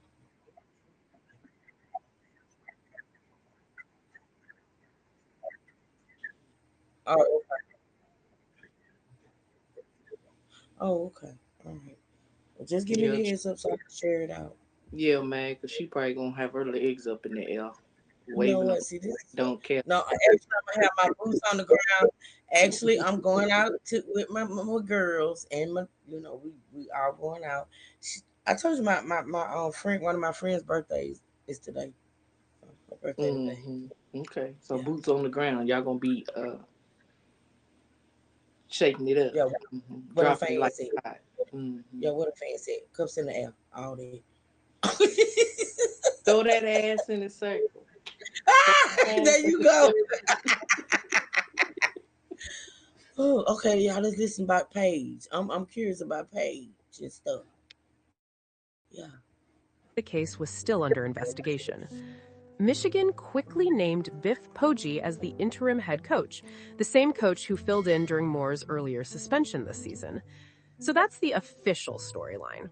Now, let's talk about why Paige Shivers' name suddenly exploded across the internet.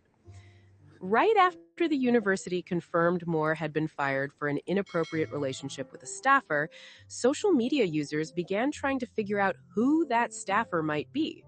Within hours, posts began linking the name Paige Shiver to the situation, even though the university never named her and still hasn't. Here's what's publicly known about her. Paige Shiver is listed by Michigan Athletics as executive assistant to the head coach. Before that, she worked in recruiting and operations.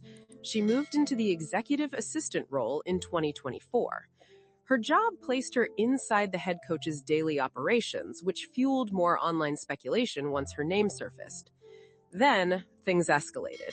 On December 11th, users noticed big changes to her online presence. Her Instagram page suddenly went private. Her LinkedIn and X Twitter accounts disappeared. People online described it as a social media purge, which increased speculation even more. Again, none of this confirms anything, but it's the pattern that got everyone talking. Before working at Michigan, Paige had already been featured in a Chicago Bears profile for something deeply personal. She was diagnosed with Pompe disease, a rare disorder affecting the heart and muscles. Back when she was in college, she suffered exhaustion, severe pain, and breathing difficulties. She has required regular infusions and has openly talked about how life-changing the disease has been. Her father, Jeff Shiver, is a longtime scout for the Chicago Bears. Her uncle, Emerson Campen III, works in college basketball. So she comes. Are we listening to this? Are we hearing? Mm-hmm. No, I ain't even talking about the medical stuff. I'm talking about the ties to the college See how football. mad he is, man. Yeah, I ain't talking about the man is shady as fuck. Like I'm not gonna Damn. even let man take me there and talking about this girl heart ain't pumping right. I'm not finna do this shit because mine don't pump right shit. And man is just shady as hell. He said he pumped. Ain't that man ain't taking that shit. Listen, don't do that. Do not do that. Don't do that. Hell, sound like she should be getting a damn check instead of working. The way they make it sound. Like she damn near disabled. I'm just saying. Damn. We're not finna do this. Exactly, Miss Ann. It's not what you know, it's who you know. Exactly. That's what I was trying to get out of that, but man had to take it though, because that's what he do. I'm just saying. How he died? On On top top of me. on top of me. Damn. Disease, a rare Shut up, man. Shut up. disorder affecting the heart and muscles. Back when she was in college, she suffered At least I got exhaustion, you. severe pain, and breathing difficulties. She has required regular infusions and has openly talked about how life-changing the disease has been. Her father, Jeff Shiver, is a longtime scout for the Chicago Bears. Her uncle, Emerson Campen III, works in college basketball, so she comes from an athletic family. At Michigan, her salary rose from around $58,000 to about $90,000 when she became executive assistant to the head. Houseway. Houseway. Are those apartments possessing something that we can't see with the naked human eye? Huh? $90,000. I think Where? he was set up. $90,000 where? I think he was set up too, man. I'm just saying. Mm-hmm. I'm Man. just saying. You got to pay attention to the clip that I played, man. You got to pay attention. And I know you thought the wife was black and the side chick was dead, but you got to pay attention. You got to pay attention to the clip that I. Damn. Damn. Well, he did. We on the crime channel because allegedly he committed a crime, man. Okay. I just said, but it wasn't murder. Murder wasn't the case, man. Murder was the case that they gave me. Yeah.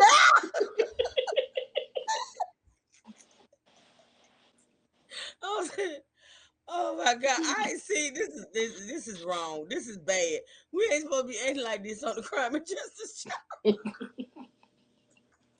Matt, it's Mad's fault. I know. He was on a whole nother case. The wife Man, was black. I got about 5 screens. I'm looking at True. The side piece is gone to glory. Oh, he done sent the side piece to heaven.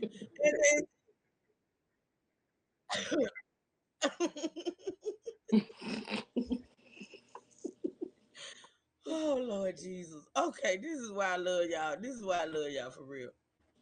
Coach, a normal increase at Michigan is a longtime scout for the Chicago Bears. Her uncle, Emerson Campen III, works in college basketball, so she comes from an athletic family. At Michigan, her salary rose from around $58,000 to about $90,000 when she became executive assistant to the head coach, a normal increase for moving into a higher level administrative role. None of this background information connects her to the investigation. It just helps explain who she is outside the online rumors. This is the question everyone is clicking on. But here's the truth. The university has not named the staffer involved. Moore has not commented. Paige Shiver has not commented. No official record. That's what I'm saying. That's the points I be trying to make. Why is she being kept under wraps? And if you pay attention to this clip we're listening to right now, they already pay. I said this yesterday, and I stand on it. They're gonna make her the victim. Well, she is sort of kind of like the victim, but they're gonna paint her in this light as this helpless, you know what I'm saying, chick that was manipulated by this older man. Oh, she got heart problems. She can barely breathe, and her muscles hurt, and she can barely walk. See, it's already starting. And the fact that the university has not released her name, even though people have found it. Why are you not releasing who she is? He's fired. Y'all announced that shit quick. Why the fuck ain't? Cause I don't believe she's fired. I don't believe she's fired. But if she is fired, why are y'all not releasing her name? I'm just saying. I stand on what I believe. Identify her, all claims online are unverified speculation. The only confirmed facts are Moore violated policy through an inappropriate relationship with a staffer. So did she. So why can't she be aired out like him? She violated the same policy. So why the fuck is she not being posted and plastered all over these news feeds and in these reports and these breaking news? Why is she out here like that? Why, what Gleal called them, the internet sleuths, why they had to find her?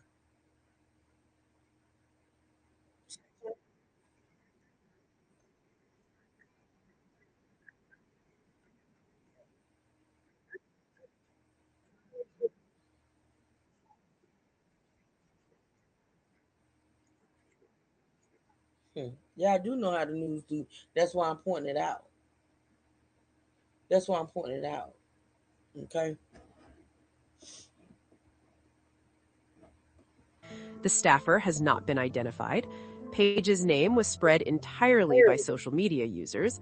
Her sudden disappearance from the internet added fuel to the rumors, but still doesn't confirm anything. So is she the reason he was fired? We do not know. And right now, nothing official says she was involved. This story is still developing, and the online conversation is moving faster than the facts. Until the university or the individuals involved make a public statement, everything tied to Paige remains just speculation. If you want updates as they come, make sure you subscribe, and I'll keep breaking it down with clear and verified information. Thanks for watching, and stay informed. Okay. Steve Dace, you I'm going to this is gonna be the last clip. I'm going to the one where now, like I said, QQ, these are channels that I have not really, watched before. And it'd be some fake shit out there, but I'm gonna bring up this one. Hold on. It's writing so small.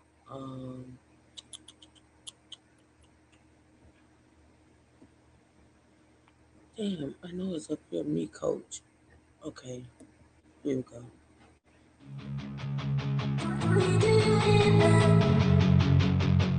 Six in Derby, Kansas, is an American college football coach whose meteoric rise in the sport was marked by innovative offensive schemes, player development, and historic milestones at the University of Michigan.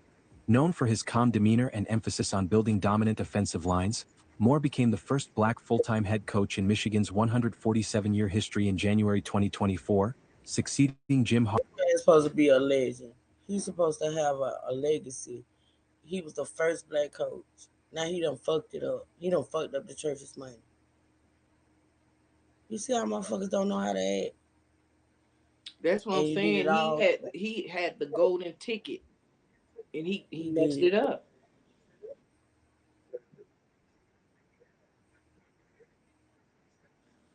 The first black coach in 147 years.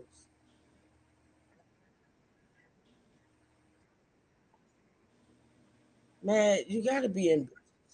You gotta strive for the top notch best. You gotta do that. Sometimes, if we don't have men like him and you that be the first and stuff, how we gonna make history? Even though they Mm-hmm. try to erase it, you know what I'm saying? Even though they're trying to get rid of.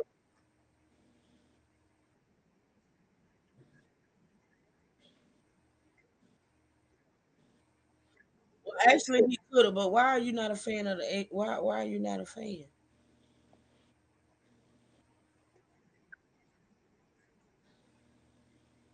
See, you a different type of. I told you, Yeah, a but special. that's your opportunity to shine. You get what I'm Yeah, saying?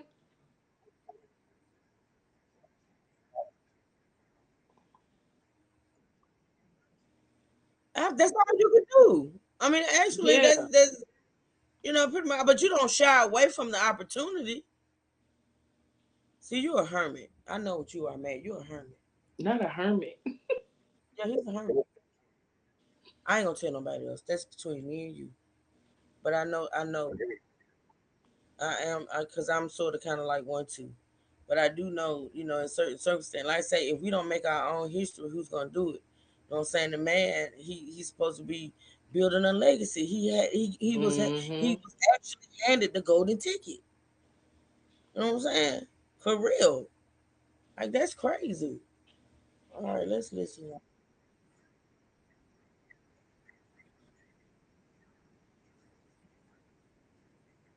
I think a lot played a part. Why you think I keep playing that clip?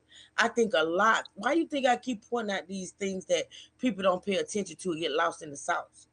I think way more than this man screwing that white girl, and that could be a factor too as well.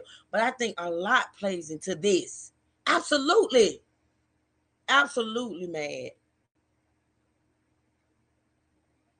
Just saying.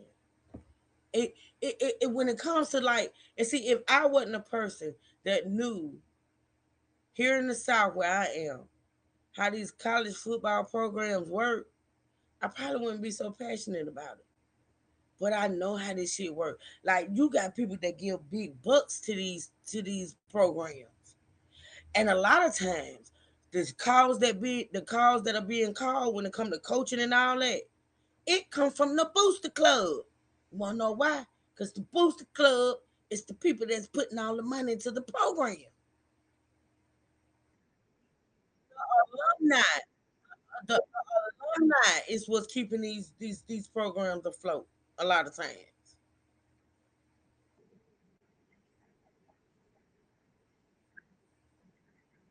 Hmm. Child. Just saying, I'm just saying, when people look at the NFL as being salacious, college football is just as salacious. People just don't realize and recognize it, but that program is too as well. I'm just saying, yeah. Harbaugh after the Wolverines' 2023 national championship. His tenure, however, ended abruptly on December 10, 2025, when he was fired for cause amid an investigation into an inappropriate That relationship. man look like my twin brother right there a little bit. I just had a moment. He looked like my twin brother right there for a minute. Q, you seen my twin brother? Mm-hmm. I don't know I what it is said about that earlier, pose. he's not a bad looking guy at all. I don't know what it is about this pose right here, but he looked like my twin brother to me right here. Oh, thing, you done fucked up. Man. With a staff member, followed hours later by his arrest in connection with an Right alleged here too. I just not recognized it. assault. Over a 16-year coaching career, Moore amassed a reputation as a rising star, but personal controversies overshadowed his professional achievements, leaving a complex legacy in college football. Net worth, assets, cars, and houses. Estimates peg Moore's net worth at approximately $28 to $28.6 million as of late 2025, driven by his Michigan contract and prior earnings, though the FRCA's Yeah, firing this voids dude here remaining done buyouts, messed up. originally $14 million through 2029. His 5-year deal started at $5.5 million annually, rising 2% yearly to $5.95 million by 2029. plus $500,000 retention bonuses, postseason incentives e.g., $75,000 for Coach of the Year, and perks like 10 annual charter flight hours. Earlier salaries as OC reached $1.25 million by 2020, totaling $5.6 million in pre-head coach earnings.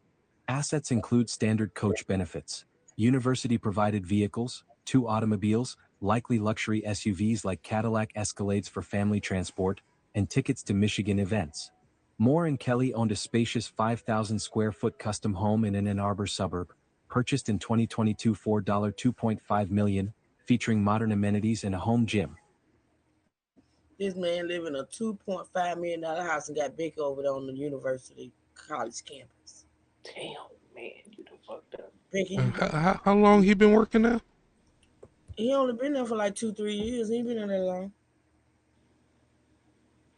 He been $2.5 million, and Big over there living on the college campus. Ain't no fucking way. I'd have had me a house. I'm sorry. I'd have had.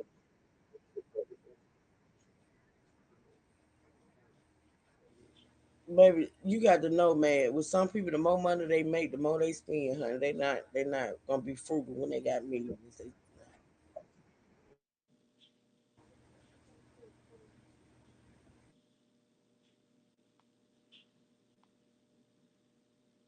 Now potentially facing foreclosure risks amid his unemployment. No major endorsement. How you gonna say that man worth 28 point something $1 million gonna say just because he got fired that he risking foreclosure? It be this shit for me. I'm just saying. Let me hit play. Are confirmed, and his net worth excludes legal fees or asset sales post-scandal. Early life. Sharon Moore grew up in Derby, Kansas, a suburb of Wichita, immersed in Midwestern values of hard work and community. Raised in a supportive family, he didn't discover his passion for football until his junior year at Derby High School, where his natural athleticism, intelligence, and physicality quickly shone through as an offensive lineman.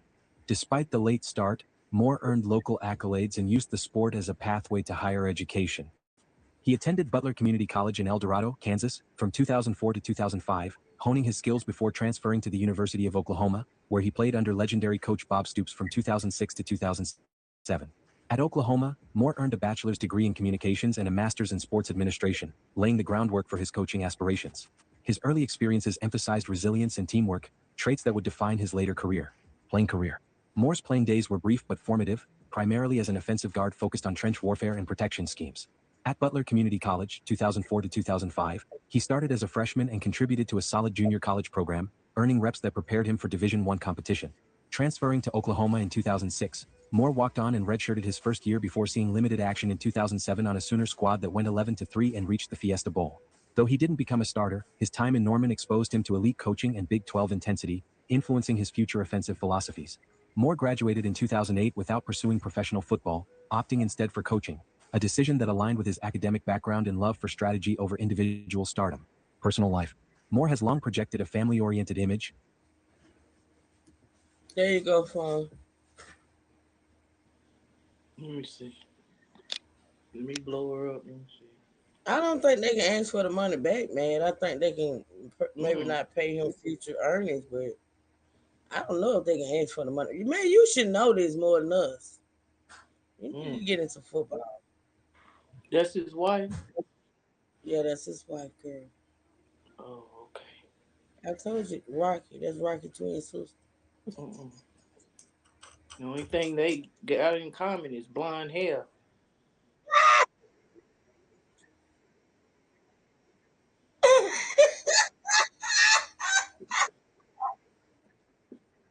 Oh Jesus! I knew y'all were gonna echo when y'all see me later. I knew it. But all I'm saying is, look, I mean, and to my own mind. See, this is the thing. No, I'm not gonna. I see it. I see it. It's the blonde hair. I I just got it. said that other girl is gorgeous. I'm just saying, and I don't know who the hell say it. Was it Cleo? Somebody said that wife and the side chick look alike. They don't. They don't. They don't look alike at all. Yeah, they do. They both got blonde hair. Yeah. Okay, that's it. Is that all? Not forced. Wait a minute.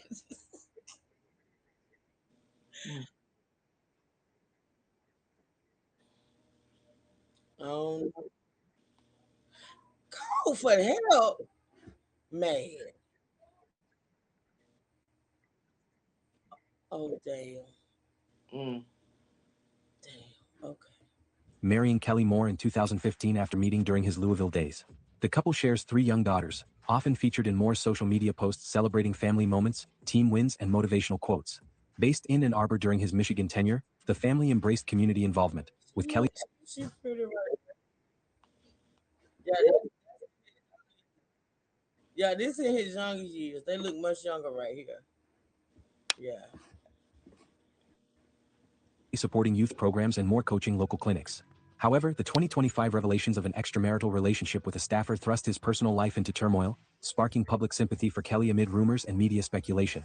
Moore, an avid Twitter/X user for team updates, went quiet post-firing, focusing on family privacy amid the arrest's emotional toll. Coaching career. Moore's coaching trajectory was rapid and purposeful, blending graduate assistant roles with full-time positions that showcased his expertise in tight ends and offensive lines. He began at the University of Louisville in 2009 as a graduate assistant under Steve Cragthorpe, transitioning to tight ends coach in 2012 to 2013 under Charlie Strong, where he helped develop NFL talents like tight end Nick Baumgardner.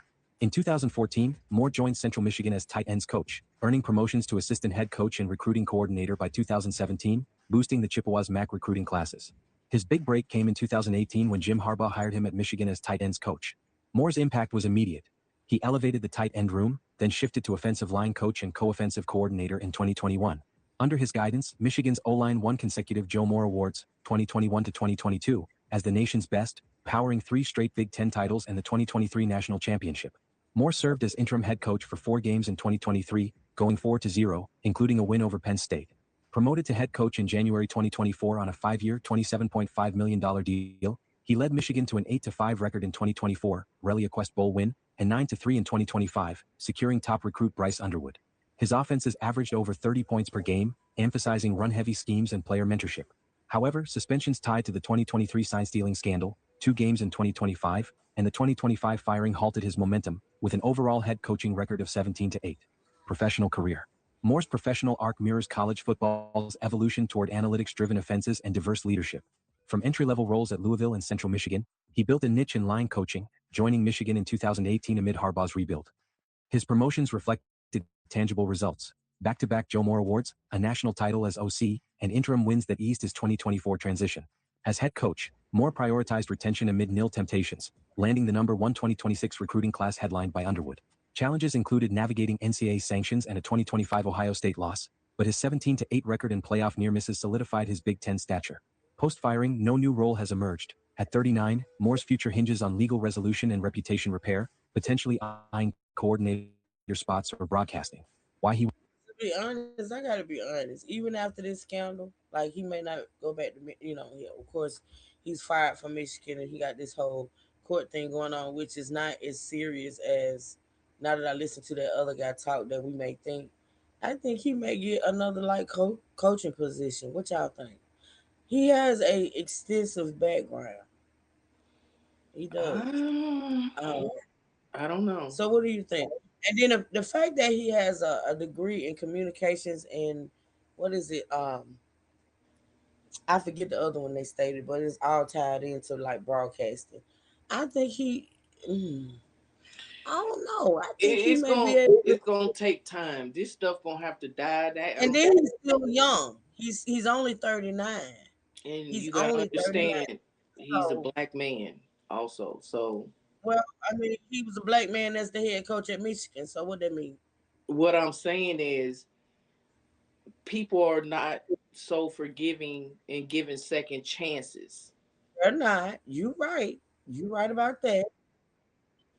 Well, maybe that world is different. So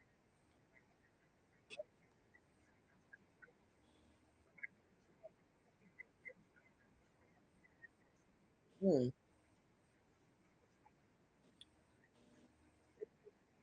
well, maybe if he go get the help and improve himself, that he's you know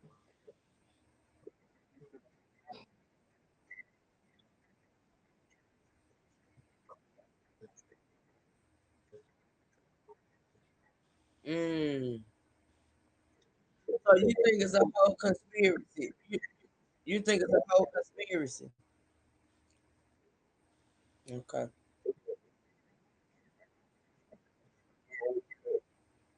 Mm. Mm. That's interesting. Was arrested. On December 10, 2025, just hours after his termination from Michigan, Moore was detained by Saline police in Saline, Michigan, and transferred to Pittsfield Township authorities for investigation into potential charges related to an alleged assault. Reports indicate the incident stemmed from a domestic disturbance in an apartment near Ann Arbor, where Moore allegedly attacked a woman, identity undisclosed, and made concerning statements about. He didn't attack the woman. This is what I'm talking about. Where did we hear in court? See, and that's why I like to go straight to the courts. Where did we hear he attacked the woman? If anything, he attacked. He did force his way in, but where did we hear that he attacked the woman though? I didn't hear that. If anything, he attacked himself with a butter knife.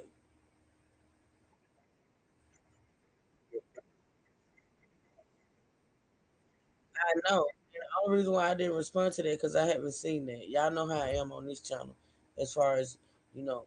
Unless you can send me, point me in a direction to where you saw that at, and I just tend to, you know, I saw where she put that the door was unlocked. I saw that. But my thing is, how do you know that? Where did it come from? Um, I think the words that they used in court was forced his way into the property. So I don't know if he kicked the door down. I don't know if she, sometimes people open the door and then once the door is open, you kind of push your way in. I don't know. See, we don't know how it happened.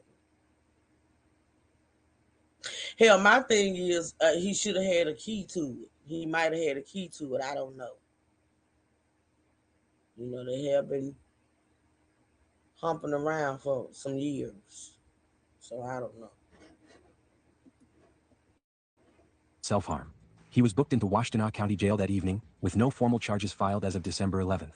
This followed Michigan's announcement of his firing for credible evidence of an inappropriate relationship with an unnamed staff member, violating university policy on workplace conduct. The dual events drew intense scrutiny, amplifying fallout from prior NCAA issues like deleted texts and the sign-stealing probe. Thank you for watching. For more informative content like this, subscribe and click on the bell notification. All right. Okay, dude. That was good. All right, so yeah. Oh, I think I wanted to show. Hold on. Oh, we right at 3 hours. I did want to end at 3 hours, but I wanted to show y'all something else. Hold on, y'all. I think I had a video of him coming home. Since old boy said he probably wasn't gonna go back to the house. Hold on, let me see. Let's see.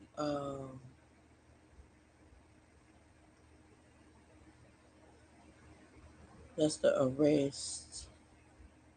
Top bears official related to woman at center of. I may want to listen to that one too.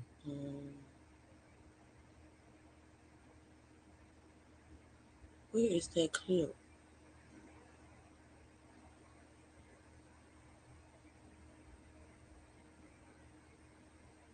Oh, right here.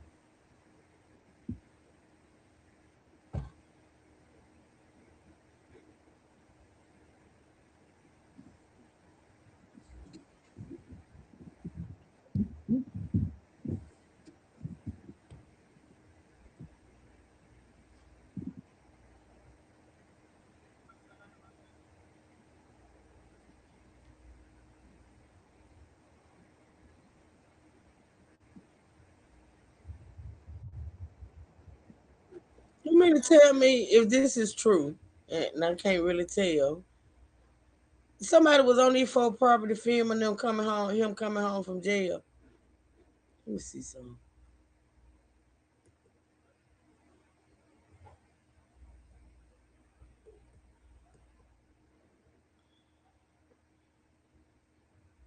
Hold on. I was trying to go to the description. But this is Fox too, so this is Fox. This is a news station.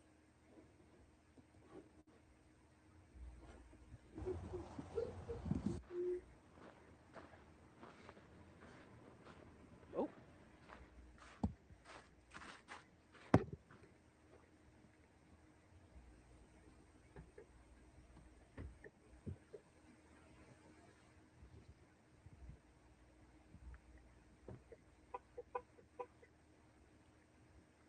Is that blue or black? That car right there, y'all. Cause y'all know I'm blind. Is that a blue or black Tahoe? Is that a Tahoe? Cause they said he was at the church and got arrested in a blue Tahoe. It's a new Tahoe, but is it black? That look black though. Huh? Is that blue?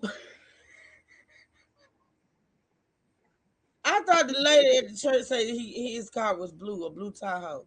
So maybe it's not here. Let me see. Hold on. I don't see no blue. Yeah.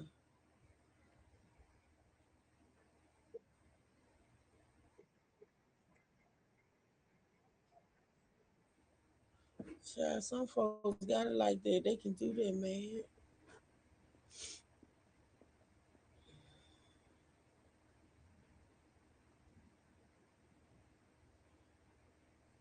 Big ass house.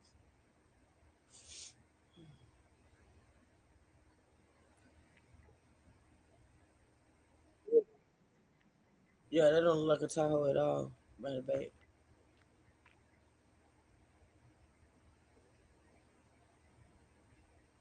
Mr. Moore, you want to make a comment?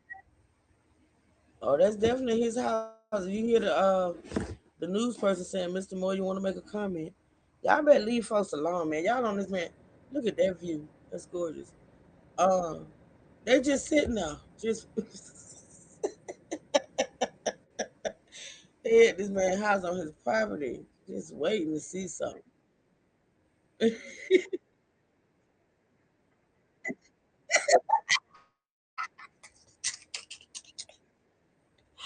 What you got? Oh wow,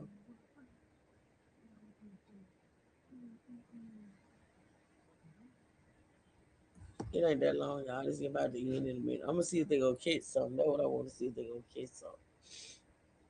That is so evasive. Y'all can leave them people alone. Let them do what they do. My God, they going through enough. Fox too.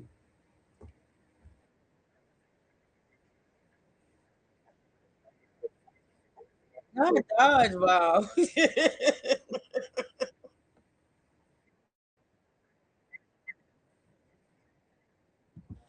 I personally wouldn't want to be under the same roof with him. Well, But hey, it is what it is. yeah. Mm. Mm-hmm. Y'all don't understand. Some women just don't even. And if he has to be on the same roof What's with the me, latest on that shit. bizarre Mm. That nigga can afford to go. They probably got other properties, child. Um,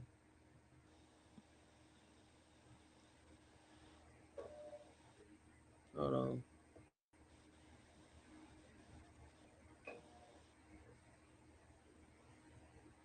This is the last one. This is 2 minutes, y'all. Listen. Well, tonight, NBC5 investigates a major scandal that is rocking the college football world. University of Michigan's head coach is fired and arrested and now due in court tomorrow to face criminal charges. That's according to police. NBC5 investigative reporter Chuck Gowdy has been looking into a Chicago connection to that case. Michigan's now ex-football coach Sharon Moore was arrested and jailed in the middle of a life meltdown yesterday, losing his job because of what the university said was an improper relationship with an athletic department employee. Tonight, we've learned of that woman's ties to a top Chicago Bears official and details of her role in the downfall of Sharon Moore. The caller reported the mail location and how it's attacking her. It's been stalking her for months. Police near Ann Arbor, Michigan, responding to a call for help after an alleged break-in to a third-floor apartment here by a man with a knife. That man, quickly known to officers as the head football coach at University of Michigan, Sharon Moore. Bowl game bound until he was fired just before coming to the home of an athletic department employee. That's one's wife. in Ann Arbor, saying that the subject is suicidal. Losing his job today. U of M records reviewed tonight by the NBC Chicago investigative team reveal that university employee last year received a substantial salary increase, about a 55% raise in pay, while at the same time was said to be involved in an improper relationship with a 39-year-old Coach Moore, who is married and has 3 children. Tonight, NBC5 Investigates has learned that the woman at the center of the misconduct case against Moore is related to a top official of the Chicago Bears. The NBC5 investigative team has contacted the Bears official, the woman related to him, and the team, and we have not received any responses. Moore tonight is locked up here at the Washtenaw County Jail and has yet to be officially charged. He is being held for mental health reasons, according to authorities, but is scheduled for a morning arraignment tomorrow. Police say there is a criminal assault investigation underway against the now ex-coach. Coach Jerome. Did you see that? Did you see what they have up there? Man. Police say there is a criminal sexual assault investigation. Where did we hear that? When did it turn into that? Criminal sexual assault. This is a news channel, people. Pay attention. NBC. Investigation underway. Criminal sexual. See what I'm talking about? Fake news. That's why I don't fuck with them. Fake news, people. They didn't say none of that in the court. Criminal sexual assault investigation. But in court, the woman said he never laid hands on her, never threatened her. Only threatened to cut his own self with a butter knife. See what I'm talking about? And you men put yourselves in these positions all the motherfucking time. Instead of keeping your Peter whackers under control. It's ridiculous.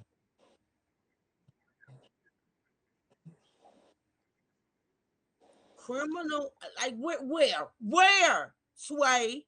Where?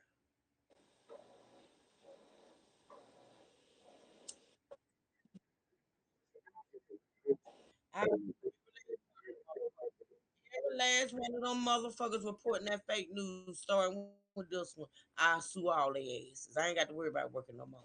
I sue all their motherfucking asses. Against the now ex-coach. Coach Sharon Moore's illicit relationship with an athletic department underling was not much of a secret. Some sources familiar with the case tell NBC Chicago that there was wide knowledge of the extramarital relationship for many months, including by associates of the Bears official who is related to her. Tonight, there are tandem investigations. And they waited to the right time to expose it. They all knew. They all knew. The school knew.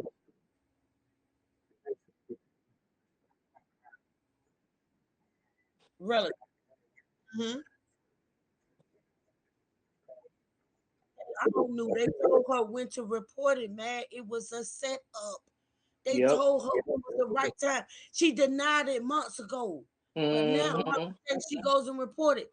He was you big dummy. Man.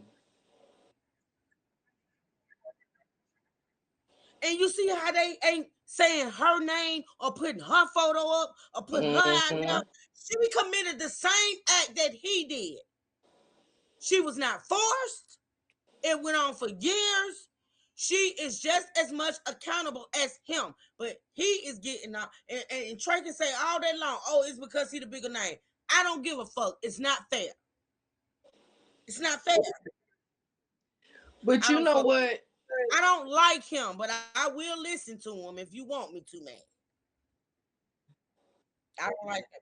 Oh, he got a clip. I didn't even save his clip in my playlist. Hell, I didn't want to and we're gonna get into him when we come back on this, Shannon Sharp. I didn't want to put his in my playlist, but I want to see what that nutcase got to say, because he can't offer nobody no shit. He can't say nothing with his dumb ass. He was dumb too. But you know what, with all that being said, and I'm not justifying his behavior or justifying what he did. Absolutely. But maybe that is why he went over there and told her, you fucked me over, you fucked up my life. And motherfucking mind, because he thought about it and realized he was set the fuck up. Yeah. Don't get me wrong, people. I'm not justifying his behavior.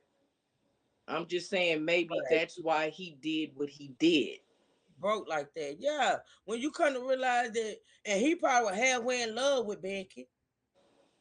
But again, dude, you put yourself in this situation. You risked your career, you risked your marriage, you risked your family, all for an affair. All for a woman.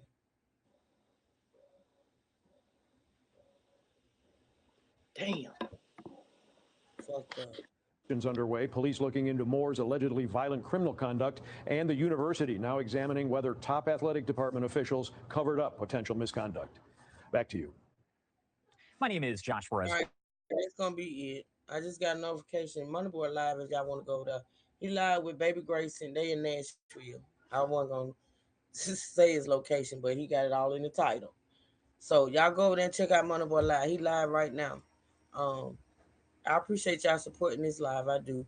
Thank you, Mad. Thank you, Keep It Cute. I love y'all. I appreciate y'all too. I will see y'all. We're gonna come back with more on this. I don't know if it's gonna be tomorrow, but we will be back to talk about this more. And man, I add that Steven Smith onto the playlist just so you can get his ass. Okay. Well, that's it. All right, well, we'll listen to him the next time. We will.